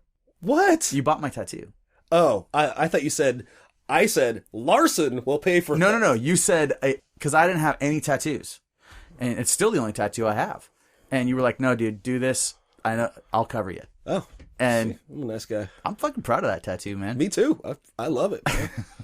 Not Edge anymore, but shit. It's awesome. It identifies a good time. It does. It does. And that was a great crew, and we had a lot of fun and low expectations, but high rewards. Oh, that's good. I like that. Okay. And we'll jump back just a little bit. How do you go from Brotherhood to Resolution, and how does Brotherhood end? Brotherhood ended. We were on tour like a couple of months with The Accused and realized that none of us had a clue. None of us had ever been on any kind of big tour before. We were all kids. Vic was the oldest one. I think he was maybe 23. I was 22 probably. Greg would have been 18. And as things will happen, if you're not used to being stuck in a van with people for a long time, you get on everybody's, you start hating each other, and we just started fighting. We started fighting all the time. And then at the same time, also, Greg had become really good friends with a bunch of guys in San Diego. And they said, hey, man, move to San Diego, join our band Amenity. And I think at the time he was, probably as fed up as we all were with each other. And was like, I'm going to try something new. I'm going to San Diego, and I'm going to be an Amenity. And that's what he did. And that was the thing that broke Brotherhood up. Yeah. And then Vic and I, being knuckleheads, we were like, well, let's keep it going. So we had a couple of other dudes come in, the guys from Feeding the Cause. And we played, I think, 2 shows. And that just wasn't happening. Oh, I didn't know that ever happened. Brotherhood without Greg. Yeah, we played, well, maybe we only played 1 show. I know we played Spokane, but that might have been it. Well, because we play Spokane all the time. So yeah, after that, it was like, yeah, Vic, this ain't working. Let's scrap it. And then really quickly, right after that, I think Brian Bauer had become friends with Dan. They were both working at University of Washington, and they were like, we're going to start a band. So Brian Bauer was going to start a band with this fella, Dan. Two Spokane dudes, Dan and Brian Kraft. And Brian Kraft. Now, when you're introduced to Dan, what was his name? Well, he had 2 last names, Shannon Horner. He had a hyphenated name. Okay. Now it's just Dan Horner. It's Dan Horner? Yeah. Okay. And it was never Dan Shannon. Not that I recall. Okay. I always called him Shannon Horner. Shannon Horner, right. And I think the confusion came in where other people didn't know how to say his name or didn't know hyphenated names. What's this newness? Right. Yeah. So we're progressive. If you were progressive, you would have taken the lady's last name. I told that to our old boss, Chris List. Remember? We're getting married and we're changing our name to Chris Listroot. I was like, well, and she said, because we're progressive. And I said, if you're really progressive, he'd take your last name, lady. Nice. I liked the idea of a melding of the 2 names rather than a hyphenate. So with Rocky Votolato, he married April Gilbert. And so I told them they needed to either change their collective last name to Vodolilbert or Gilbalato. I like it. And they didn't go for it. But you can't do it with that Vodolato last name. That's a good last name. So no, I agree. I like that whole last name thing. It's an ancient concept. I hate seeing them on jerseys, and they never fit. And it's like, oh, come on, dude. What are you gonna do when now you're gonna get married? She's gonna have a hyphen. What are you gonna? How many last names are your kid gonna end up having? Triphenate. Well, wouldn't it be quadphenate? I don't know. Oh, if it's 2 hyphenates, it get yeah. See. It just well, that's how you get the dude in On to Infinity. That's how you get the bad guy, like the rat from like Good, the Bad, and the Ugly, right? He's got all his names. Maybe that's why the olden time guys from big families had 12 names. Well, and speaking of Dan, though, going back. Oh, no, I didn't bring that up to make fun of him, but I was confused as to his name. He's gone on to be someone people know. He's in Sunny Real Estate. Yeah, one of the bigger, pop punk bands ever, I guess. Probably started the whole trend, or a big part of it. He's back in Spokane now, I guess he's always been there, but he's back doing stuff. He owns a club over there now. I run into him. Yeah, and what's a club? It's called the Big Dipper. The Big Dipper? He's putting on shows there? Yep. Oh, very cool. Yep. Puts on a lot of stuff there. I put on some shows there. Him and his wife own it, and he hasn't changed at all. Yeah? Same dude? Exactly the same. Right on. So you guys start Resolution, and we book a show in Bellingham. Boy, that show was huge. And it happened. It wasn't. Do you remember it as being huge? To me, it seemed like it was like there was 400 people there. Wow, yeah, not at all. Huh. But it was good though, and you guys were the draw. So it was on the second floor. Wasn't it on the second floor of some? God, Bill and I argued about this. It was a place called the Aftermath. Now, here's the thing about that show that's awesome is that's also where I meet Matt Matsuoka from Tennis Evans. So this is where like all this stuff kind of came together in one big smash up at that show. And if it weren't for all of us going over after the show to Marie Coach's house. Now, you remember this? I don't recall that, but I remember hanging out at Marie's house many times. Right. Okay. So that's exact. And I think you were doing Overkill already. Does that sound right? Yes. I started Overkill when Brotherhood was still happening. When Brotherhood was still happening and doing shows at the Party Hall? Yes. Okay, we probably should get more into that. No, I don't think I did shows at the Party Hall when Brotherhood was happening. That happened after. Boy, I don't know. It's only a year or it's all happens right around 90, 91. Yep, 90, 91, everything. So this show at Aftermath Hall, I believe, was 1990. And I actually have a ticket for it somewhere that I held on to forever. It was in my wallet forever. I tried to show it to Bill on his episode, but I couldn't get a hold of it. So all these different bands played that show, and part of the thing that was cool about it is we pulled so many different bands from different scenes, or different groups of people, that a bunch of people came in and were at that show that wouldn't have necessarily known about Brotherhood or known that this was your new band. And so yeah, that's why it seemed like it was probably bigger than most of the stuff we did. Yeah, I recall it as being huge. It was wide, but that's. I think being involved with putting on the show, it just wasn't big enough. Probably, It was a lot of fun. It was fun. It was a lot of great pictures from it. Good pictures from it, and we ended up becoming. I think that it's right about that time where we become actual, like, okay, I've been around you enough times. Like, hey, we're gonna come down to Seattle. We want to hang out, and you're like, come hang out with me. Sure, yeah. So that's happening now.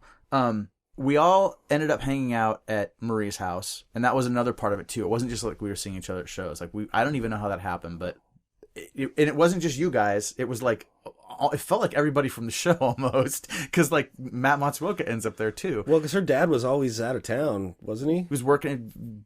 Yeah, he was an executive. And I remember this for quite a while on. Like I'd hang out at their house all the time and never even met the coach. Never met Ken? I eventually did. Yeah, he was my boss later on, or one of them. So no, that was just one of those places where he just always felt welcome. He was a very cool guy, and his daughters were super cool and would come out and support the stuff we did, and they were awesome. So yeah. Marie played in a band that I was at. She played in a band that played that night. Model Rocket? No, we were called Second Nature. Oh, Second Nature. She was our bass player. Okay. It was Brett Van Horn and Mike Mitchell and me and her. Yeah, right on. I know she was in a band later with Jen, wasn't she? Oh, I think so. That was Model Rocket. Oh, was that right? Was it her or was it Karen? You know what? I'm getting horribly confused. Yeah. I'm going to have to ask one of those girls one of these days on one of these episodes what exactly that whole thing was. So, okay. Over and over again, people will say, and Greg points this out in his episode 1 of this podcast, that it seems like really the Northwest can't happen without you. Like it doesn't happen the way it came together. Because there was a point where it's like you were gathering together your crew. Like you were getting people to move to town. You were encouraging everyone to get to Seattle. And even if they wouldn't come to Seattle, you were like, well, fine, we're going to do shows in Bellingham. We're going to do shows in Spokane. When I book a show in Seattle, I'm going to see if I can also get 2 more shows and maybe one up in Canada.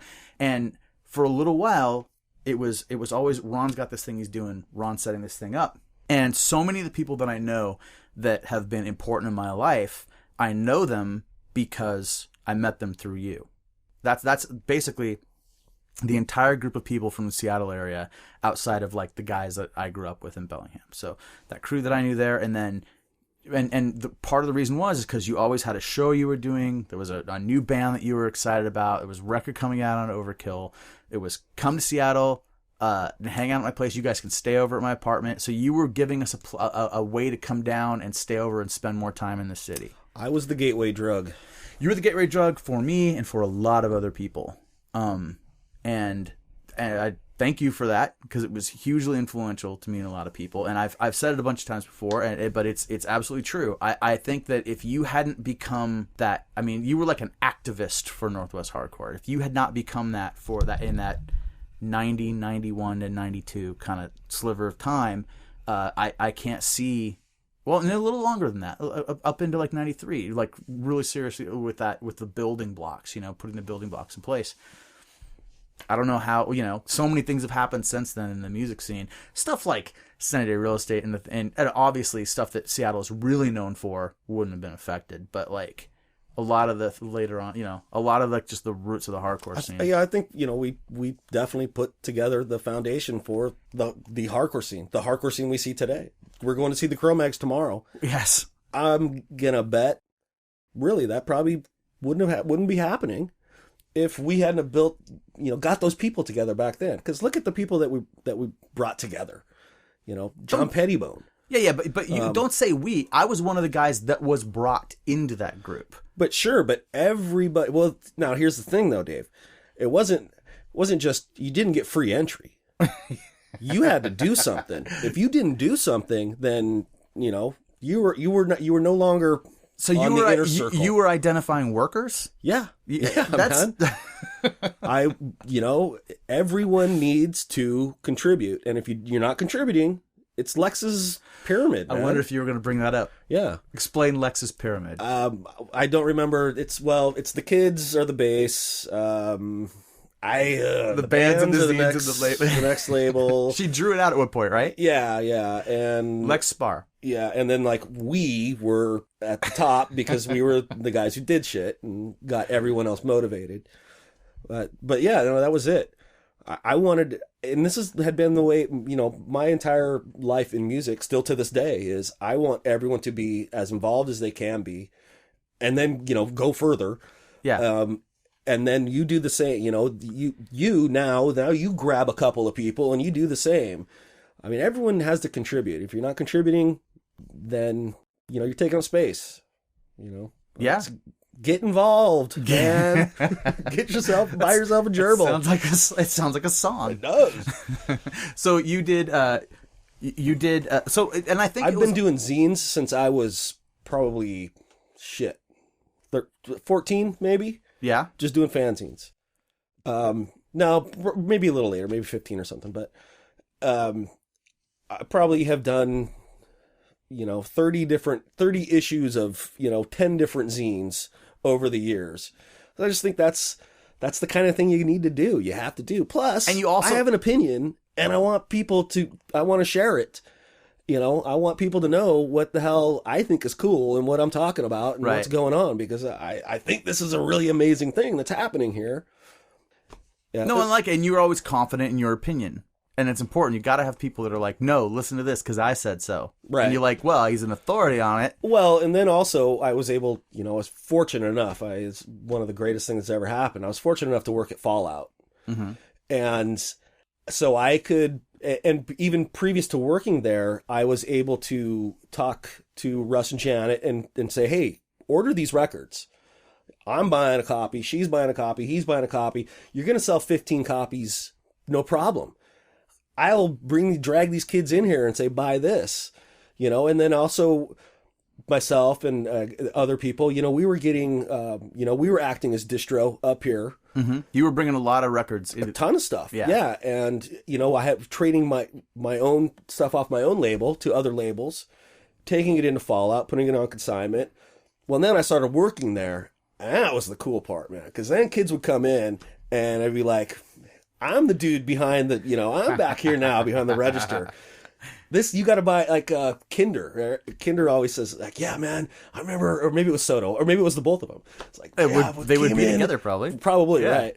It's like, we came in and you were like, we had something in our hands. You're like, no, dude, buy this. And like, I got them to buy Hard Stance Face Reality. And they're like, that was it, man. Fuck, the rest of my life has been set. So that awesome. It was great, man. And it was something that was cool about Fallout, and Fallout Records and Skateboards was a Seattle institution. Just seriously an incredible place. There's a lot of cool record stores, but that was something. There's something special. Yeah. And Janet was really good with me. Like, she after a while she figured, oh, that's that guy that's coming from Bellingham, and she knew the kind of stuff I liked that wasn't the straight up hardcore straight edge stuff. She'd turn me on to like Jawbreaker or Face to Face or some whatever kind of like in that world that I liked. And I always thought it was impressive that she had that she's like, oh, this is he maybe doesn't have any idea about what there's no internet, right? So he doesn't know exactly what he's looking for. Mm-hmm. She never steered me wrong once. Every record she suggested I bought, I just like, this is wonderful, So I totally get that. And I don't know that, I thought by the time you were working there, we already knew each other pretty well. Probably. I don't think that you were yelling at me to buy stuff. No. But, others. I was listening. That's awesome. But I got to tell you, I pride myself in the fact that I never pushed any crap, and I would call crap bands out. Like if some, hey, they got X's on their hands. Yeah, but they are fucking horrible. Put that shit away. Stick with what's good.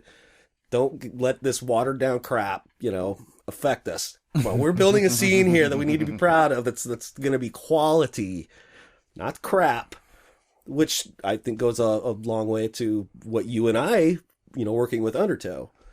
Right. So Brotherhood cultivates this young kid band, which is once again, you guys are just out there pulling people into things. And I believe it was Greg.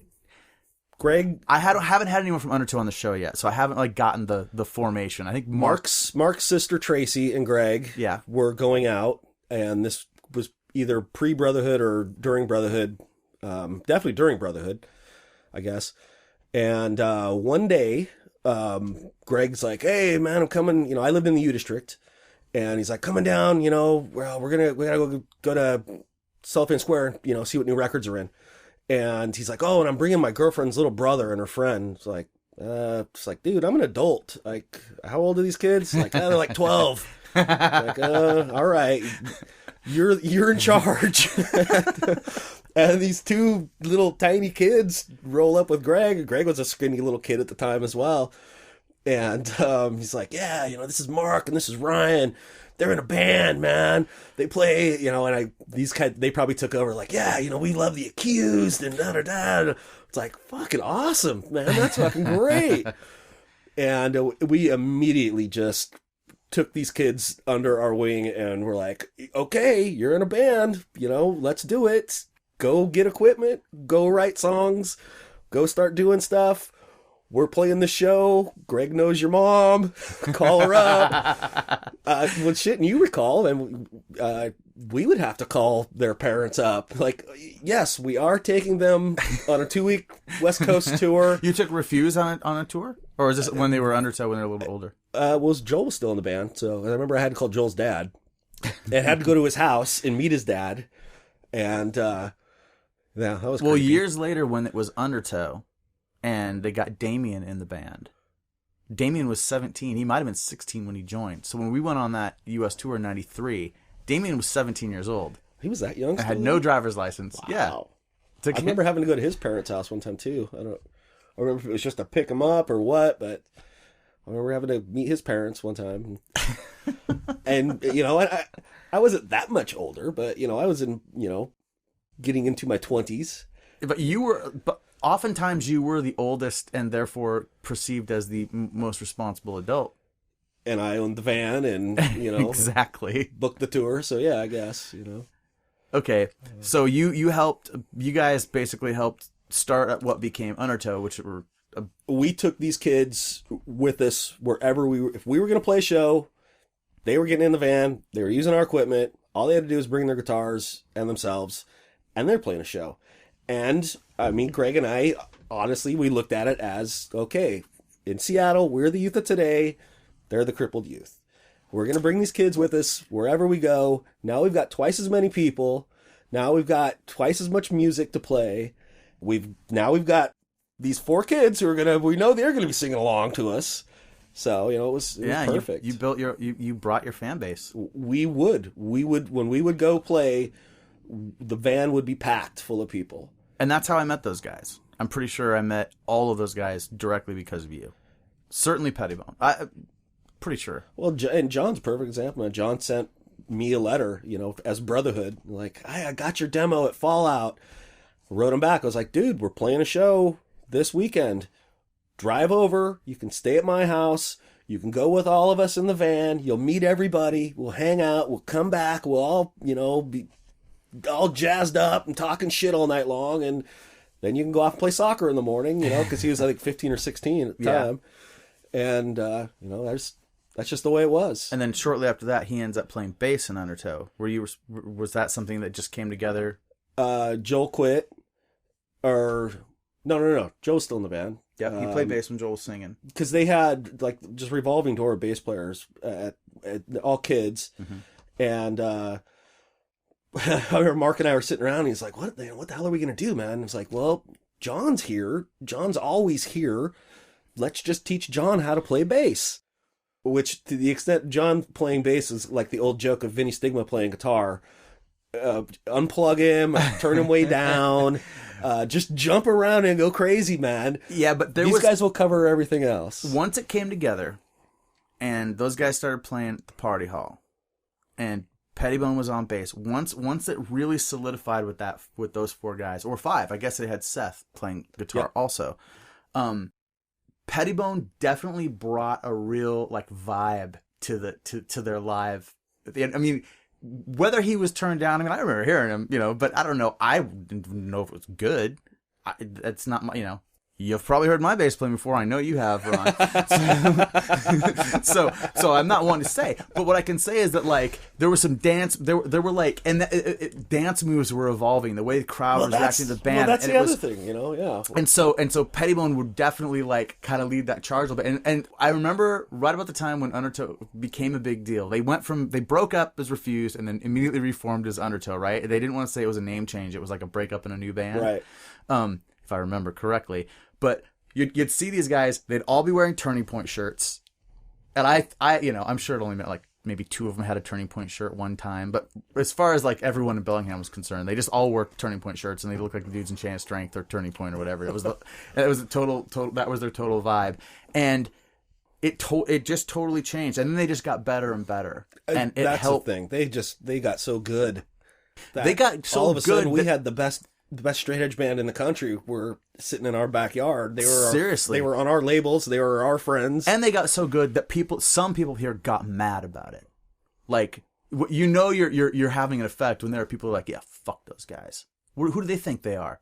Whenever you hear someone's making enough racket that someone else on the outside goes, who do they think they are? Then you like contemporary at the time, contemporary hardcore bands, or certainly no. Current? Well, okay. It's a funny thing. None of the bands I was at. The funny thing is, guys that I met years and years later would tell me, "Oh, we hated those guys. Oh, we hated Undertow. We hated Brotherhood."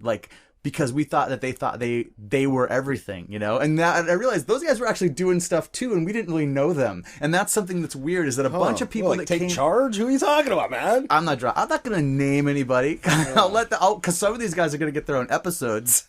They can say whatever they want. Sure. But personally, in Bellingham, there was an entire contingent of those skate punk kids that I hung around with that decided that they hated everyone from Seattle. I don't know if you remember that shit. And it was because they think that they can just come here. And I'm like, yeah, they think they can come here when we invite them to and play a show that's going to be killer. Let's go have fun. And they're like, no, fuck them. Okay. And there was even, it was really stupid. But I've noticed that just happens whenever someone really starts to get it together. You can see the grumblers on the side. And that's an indicator that things are going right. It's not an indicator necessarily that things are going wrong. Okay. So, Party Hall. The Party Hall. Paula Sen and I, who she worked at Fallout. She was in Whipped. Yep. And awesome lady. And Curtis Pitts, who Sub Pop Employee of the Month. We were desperate for shows. We were desperate places to put on shows. At the time, we had most of our shows were in Tacoma or in Bremerton, or that was it, Right, because Seattle had the teen dance ordinance. Right. And if you go back to episode 1 of this podcast, there's a whole breakdown of the teen dance ordinance and what became of it. And you get referenced in that as to what you were doing at this time. We read up on what it was all about, and we thought we had figured out the loopholes that we could jump through. And we just said, well, let's find a venue.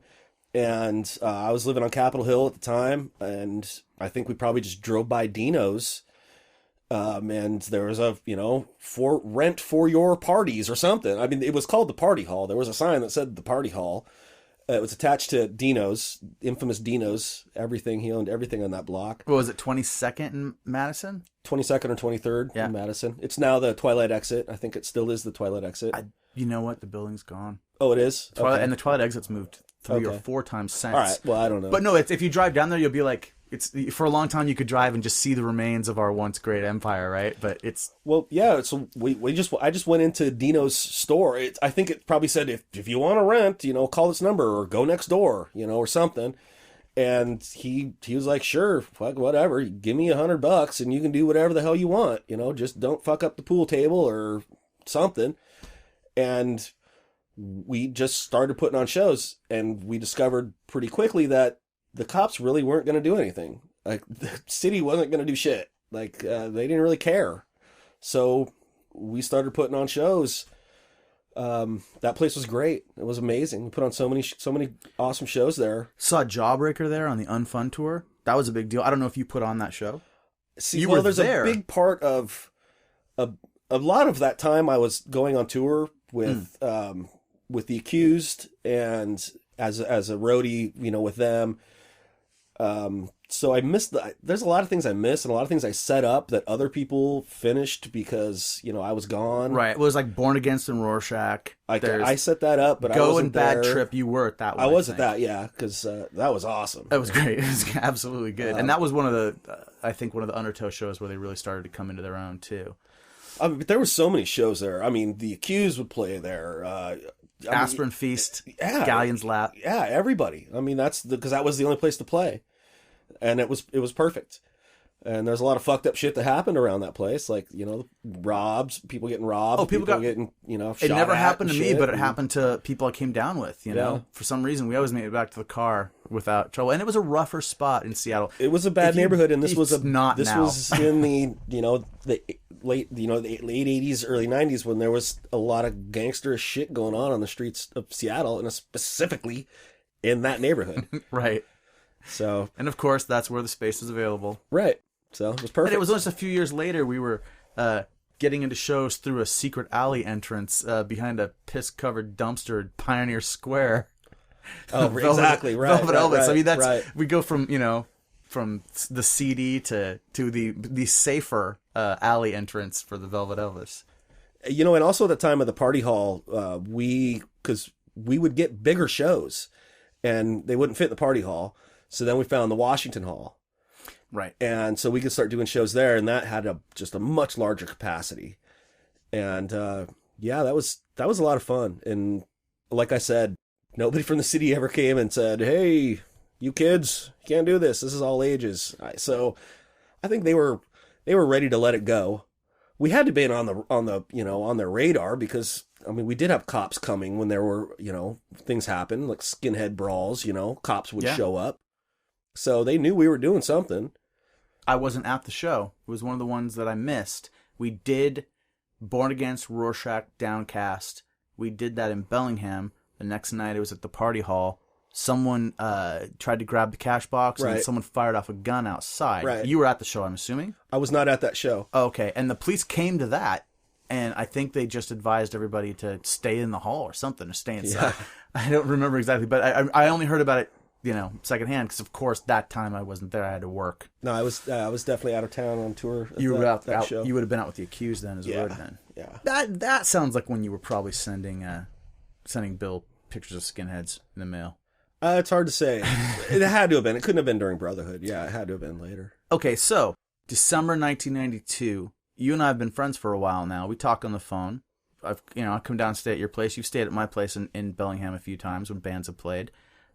You call me up and you say, "Larson, I've got a job for you and a place for you to live. It's time." And you said, if you come down here and fill out the application, you're in at Kinko's, and Derek Harn needs a roommate. Oh, man. December. And I had to make the decision, right then. This has got to happen right now. Because you were like, there's no time, man. So before Christmas, I had quit my job, packed up all my stuff, and split to the big city. That's the way we did it back then. And somehow I managed to stay. It was like 6 rough months, and then it settled in. And the apartment with Harn didn't really work out. I ended up moving in with Derek Harn's ex-girlfriend, Jane Schneeweiss, and Seahag. He came along later. And then, so that was not at the Caravilla, but at the Bonneville. The second hardcore hotel. The second hardcore hotel. I think we had been the tip of the spear on that one to get in. And then a little bit, I don't remember how it is you moved in with me in that apartment. I don't remember either, but I remember I ended up subletting it later to Jeff DeGollier. Yeah, and still had all my crap there. And then, God, I mean, I lived in that building for almost 15 years. You lived with 3 or 4 different apartments. Yeah, you lived with like the Dietzels in the university, like 65th, with Mike Dietzel, I think, in a house. Yeah.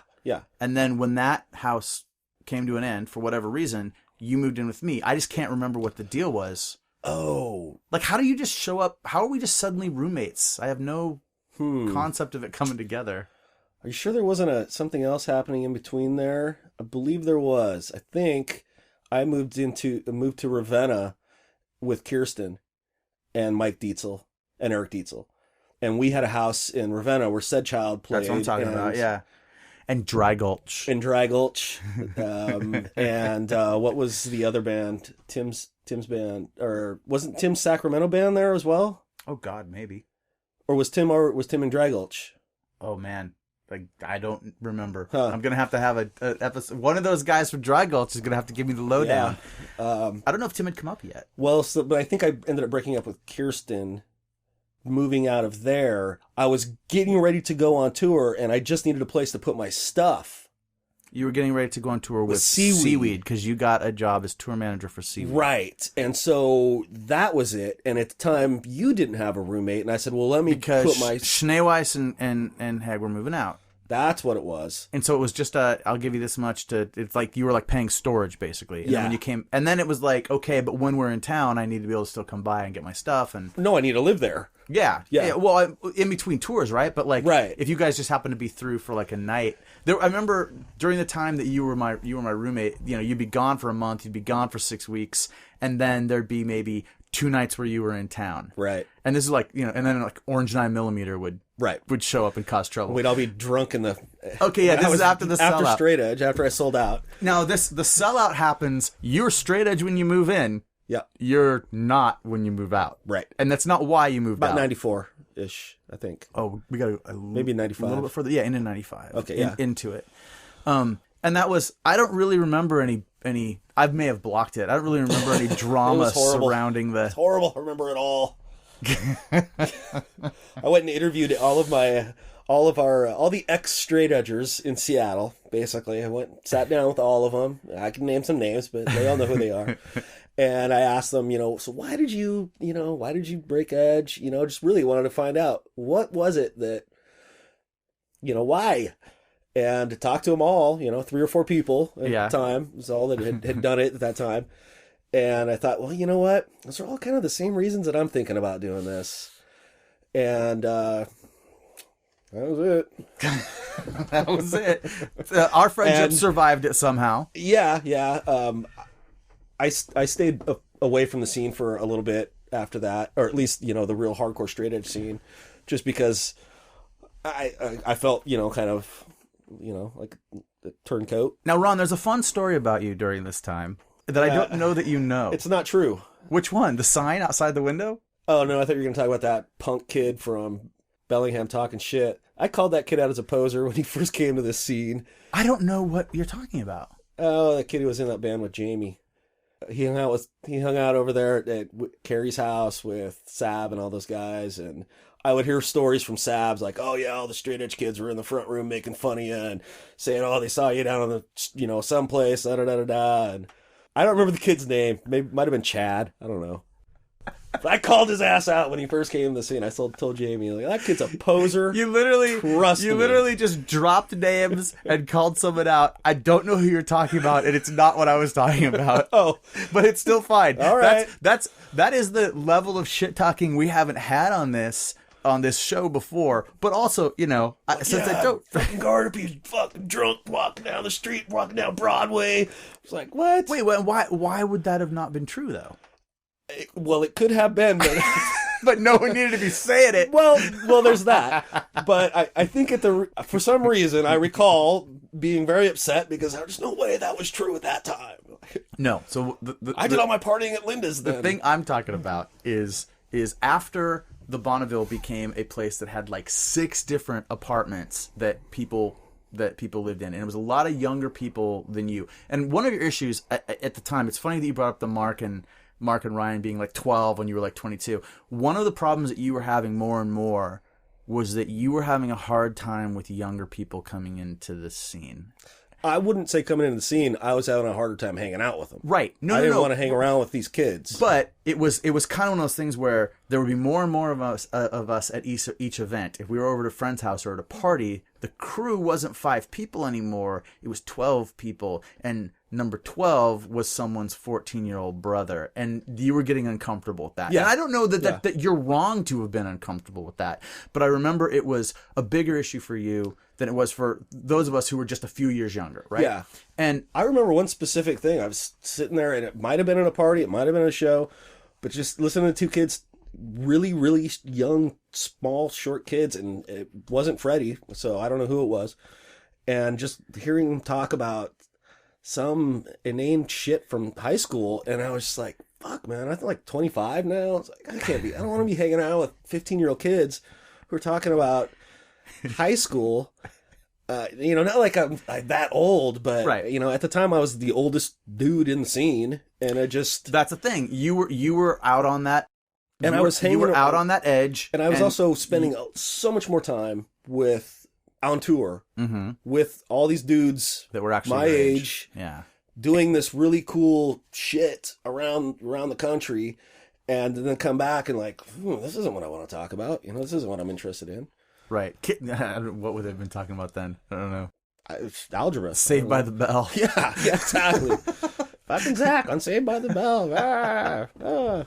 So, there was I did not witness it, but a bunch of the people that lived on the other side of the Bonneville were hanging out one night, and I know that Anthony Wentz was there. He was staying with someone, and Todd Graham and some other people, and you and Greg Anderson had parked, or you were walking back, and you were coming along the side of the building, and you were going to go back to your apartment. And at this point in time, you had moved out of the apartment with me into your own apartment. Yeah. And it was your total bachelor pad. Yeah. And we were still working together at Kinko's, and everything was cool.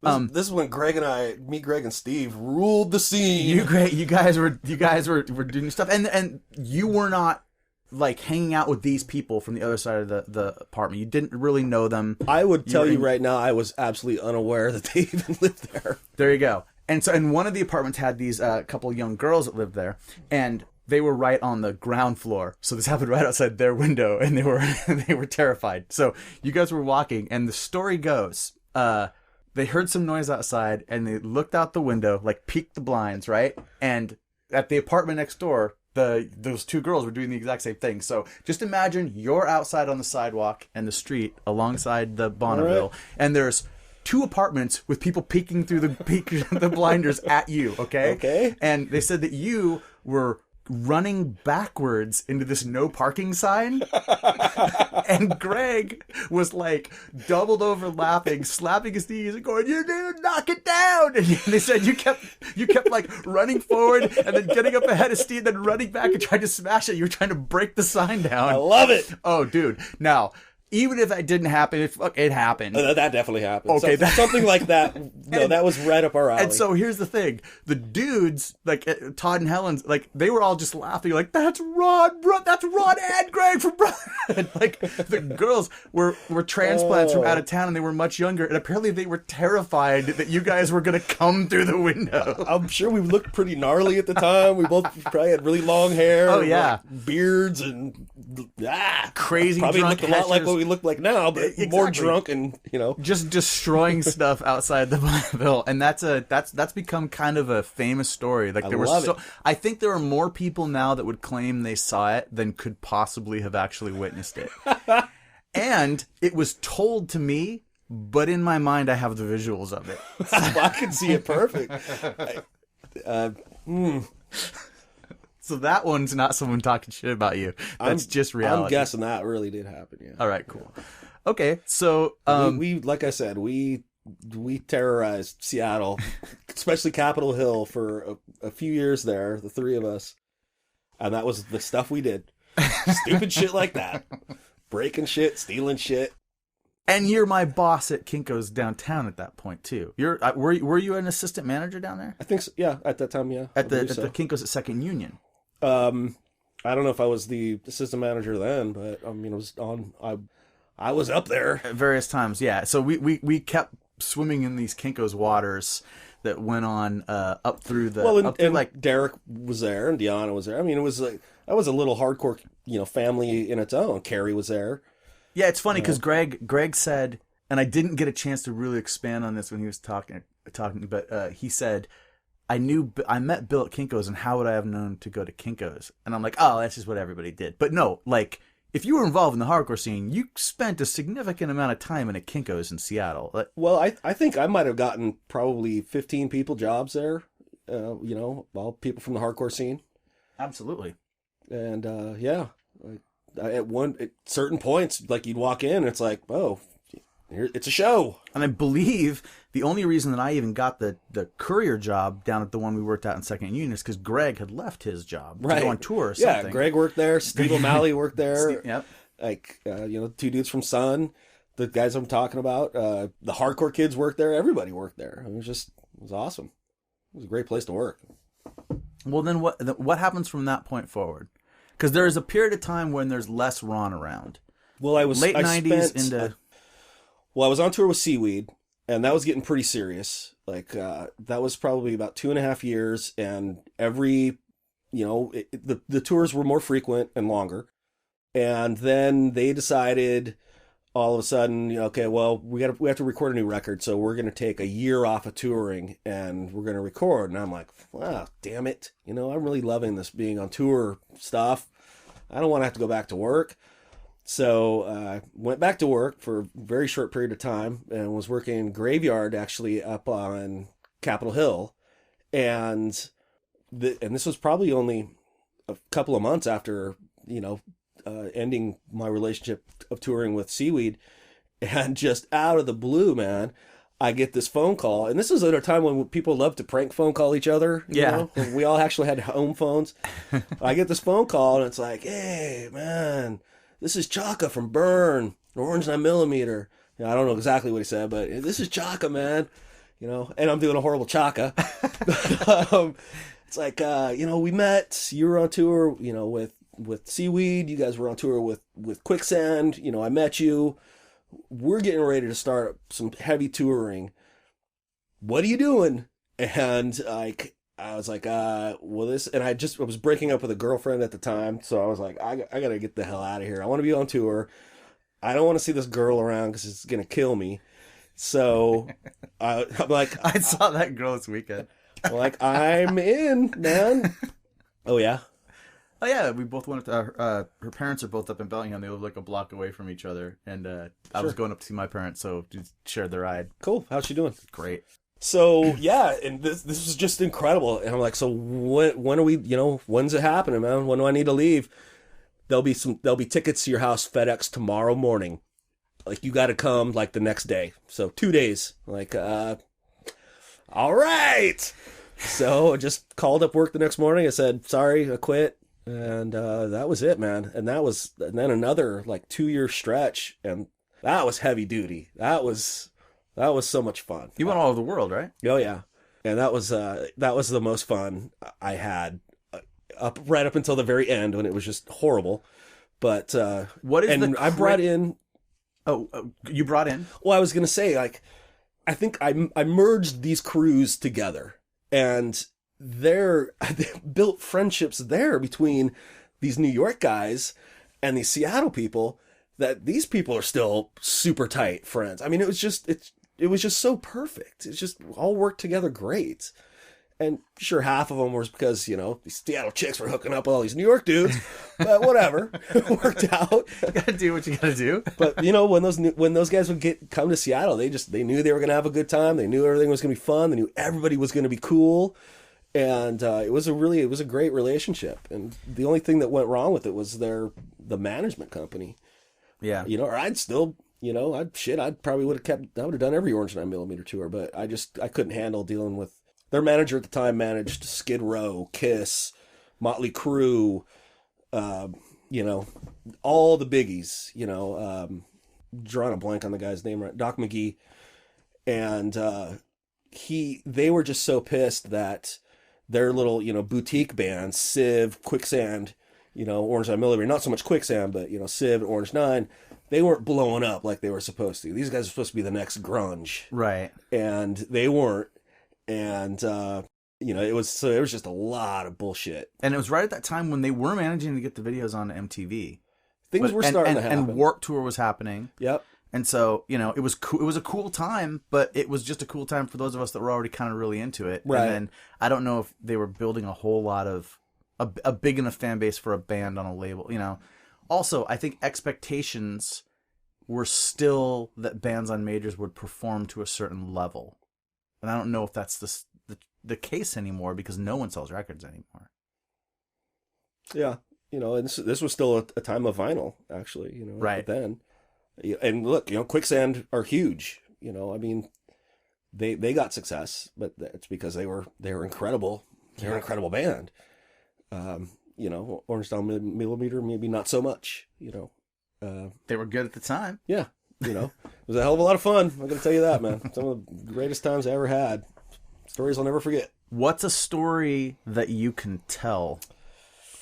Look, here's what I want you to do. I want you to go to the stories you can't tell and back out until you can tell one. I don't even know. You know, because I'm not really. I haven't had much contact with these guys. Oh, because you're telling their stories too? Yeah, I don't know if I feel comfortable doing that. I mean, and mine aren't really that interesting. I was telling a story last night about it, but it's really not that. It was just more bragging, you know, like, oh yeah, well, when I was over there, look, check out what I did. Yeah, and there's just some that are just. One time randomly, it was 4th of July. We're on tour with Biohazard, so it's Biohazard. I think Sick of It All, and Orange 9mm, and we're in Amsterdam, and it's 4th of July, and Bobby from Biohazard has bought a shitload of fireworks, so we're just planning to have this big fireworks party. The club's right on this river. At this point, everybody's drinking and partying, and we walk in backstage, and I remember I look over, and there's the Jim Rose Freak Show, and I knew these guys, so I was like, whoa, what the hell? And Mr. Lifto, who I had known forever from the punk rock scene, was like, Ron! I'm like, Joe, Mr. Lifto, what's up? So I don't know. I thought that was always thought that was kind of a cool story. You just ran into them randomly on 4th of July? Like, oh, everyone, the freak from the Freak Show, I know him. He's my buddy. It's not that good of a story, but. No, it's cool, though. I mean, it's always interesting when you go somewhere else in the world, you'll just run into someone that you know. It doesn't make. Nate Turpin, who was on here, has a story about he went down to Antarctica to, I'm going to say it wrong, McMurdo Station. McMurdo, I think, but yeah. And you know, he gets there to do work, like he's on some scientific expedition. I'm into our stories. I can't hardly be thinking about his, but you know, person washing dishes in the back room is someone he knew from school. Like, but unaffiliated, you know, with what he was doing. He wasn't expecting to know anybody down there. You just, you know, I ran into, in that 93 tour with Undertow and Sparkmarker, I'm out with those guys.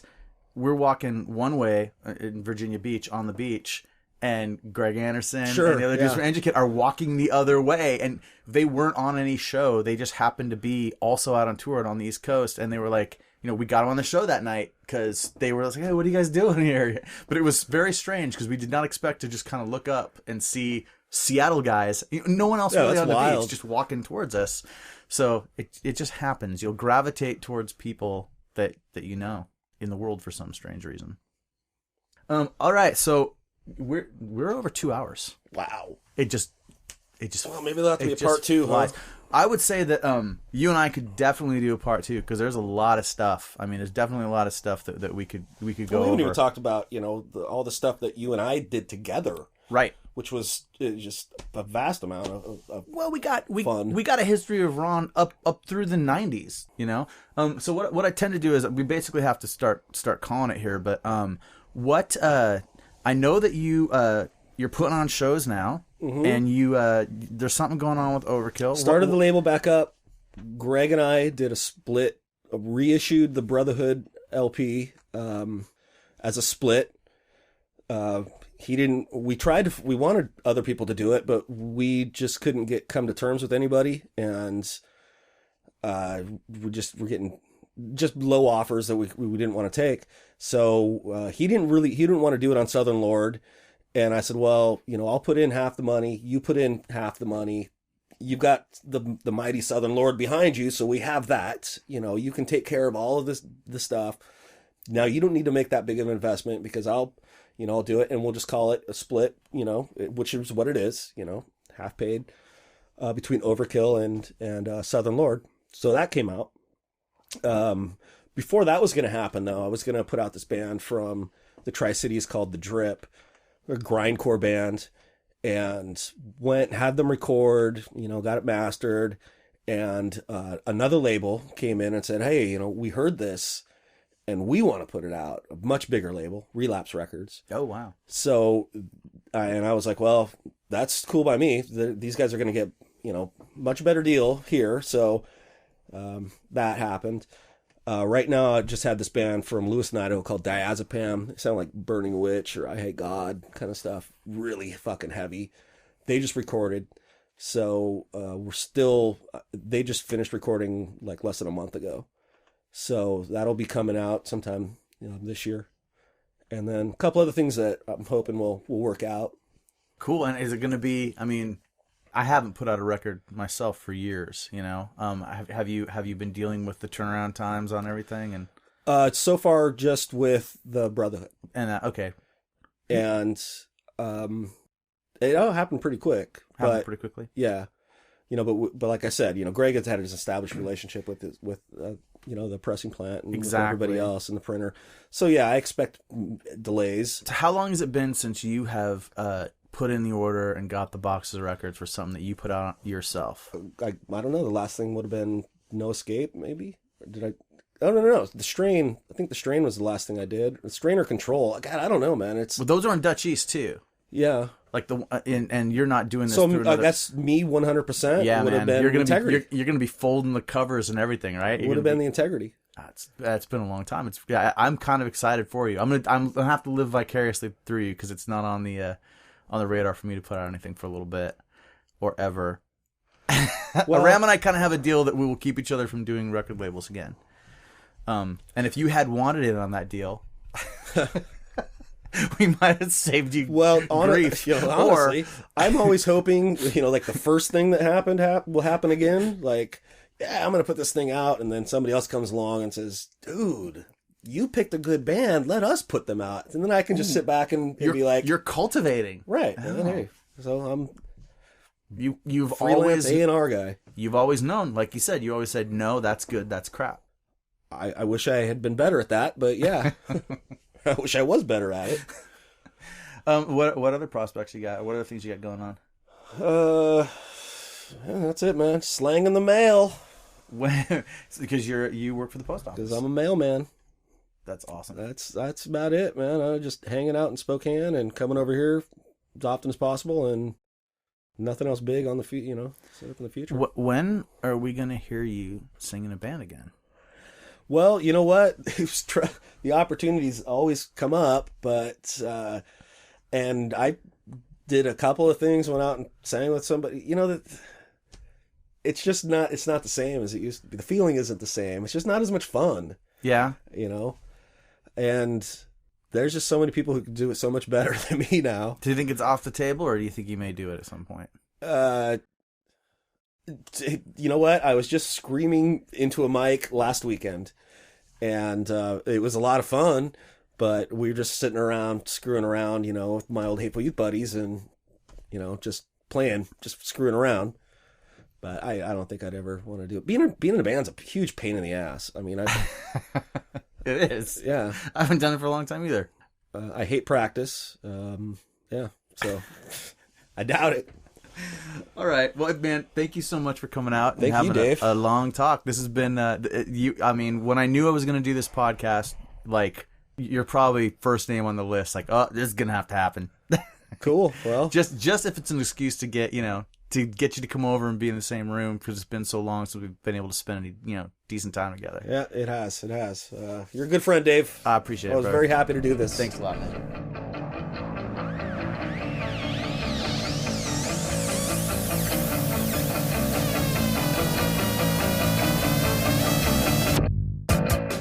All right. That was such a good time. I am so thrilled that Ron was able to come in and have this conversation with me. I don't see Ron as much these days. He's living over in Spokane again, pretty far away, and just the opportunity to have him here to hang out was excellent. Yeah, what more can I say about it? I think we put it all out there in the episode. That is one guy who is so instrumental to so many of the good things in my life. There's not a whole lot of ways I can overstate the importance of Ron to Northwest Hardcore and to me personally. So I just thank him for being here and for having been here all this time. Okay, I'm going to do some quick corrections and then we're done with this. It's not really a correction, but I just want to say, listening to my mushed mouth mumbling in these episodes is really difficult for me when I go back through, and sometimes it's frustrating because I talk fast and I stutter, and you can hear that, although you don't hear as much of it as actually happens because I cut some of it out, I'll be honest. I want to say, whenever I say the word refuse, talking about the band Refuse, every time I say it in this episode, to me it sounds like I'm saying Refused. There was a band called Refused. They got very famous and very popular, and that's not the band we're talking about, obviously. We're talking about the young band that became Undertow. So I know very well that I'm saying Refuse throughout the episode, but it sounds like Refused. Another thing is, Ron says he thinks the Accused are on Noise for Us, which is the Thrasher Skate Rock compilation Volume 7 that Brotherhood is on. And then he's unsure if they're on there, and I went and checked because I didn't remember, and they are not on the compilation. All the rest of the bands we talked about that were on it are on it. The Accused are actually on Volume 3, Wild Riders of Boards, which is arguably the best of the Thrasher Skate Rock compilations. So anyway, just a minor correction, more of just a verification. One more thing is, when talking about Mark and Ryan and meeting them in the very beginning before they became Refuse, I think it gets said more than once that they were like 12 years old. And while I don't know for a fact how old they were, I'm sure if those guys are listening to this podcast, they're probably like, we weren't 12, we were 14. Because I think that's how old they were. I think they were 14. And the only reason I'm saying this is because I went out on tour with Undertow in 1993. And Damien was the youngest person on that tour, and he was 17, and everyone was older. I think they were 18 or 19 on that tour. And if that's the case, then if they were 12, we're getting back to like 1986, 1987, and I think that's too early. So just based on that, I can't say for sure how old they were, but I don't think they were 12. And that could be wrong, so it's not a solid correction. And it doesn't really matter, other than, I'm trying to correct the record. I'm trying to eventually get an accurate account of everything that happened. The only other thing that I know for sure that was wrong, something I was wrong about, when we were talking about running into people in other parts of the world, I mentioned that in Nate Turpin's episode, he talked about being down in Antarctica, and he said he ran into someone that he knew. I said that he ran into someone from school. And that's not what he said. He said it was someone he knew from the mountaineering world. So, upon listening back, I realized I'd made that mistake, and let's call it corrected.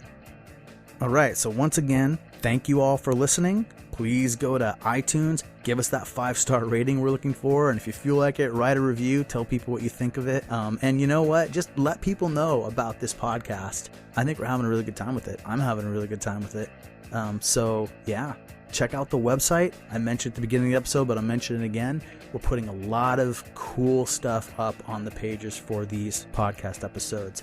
There's going to be a bunch of good stuff, pictures of things that Ron and I talked about, and links to a lot of the bands and things that were referenced here. So go check that out, and check us back next week for another episode.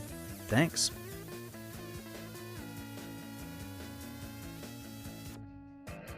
This podcast is a product of the Nobody's Knows Podcast Network. Executive producers David R. Larson and K. Drake Streetman. Music for this episode provided by Polymorph from the record Artifacts, Demos, and Debris.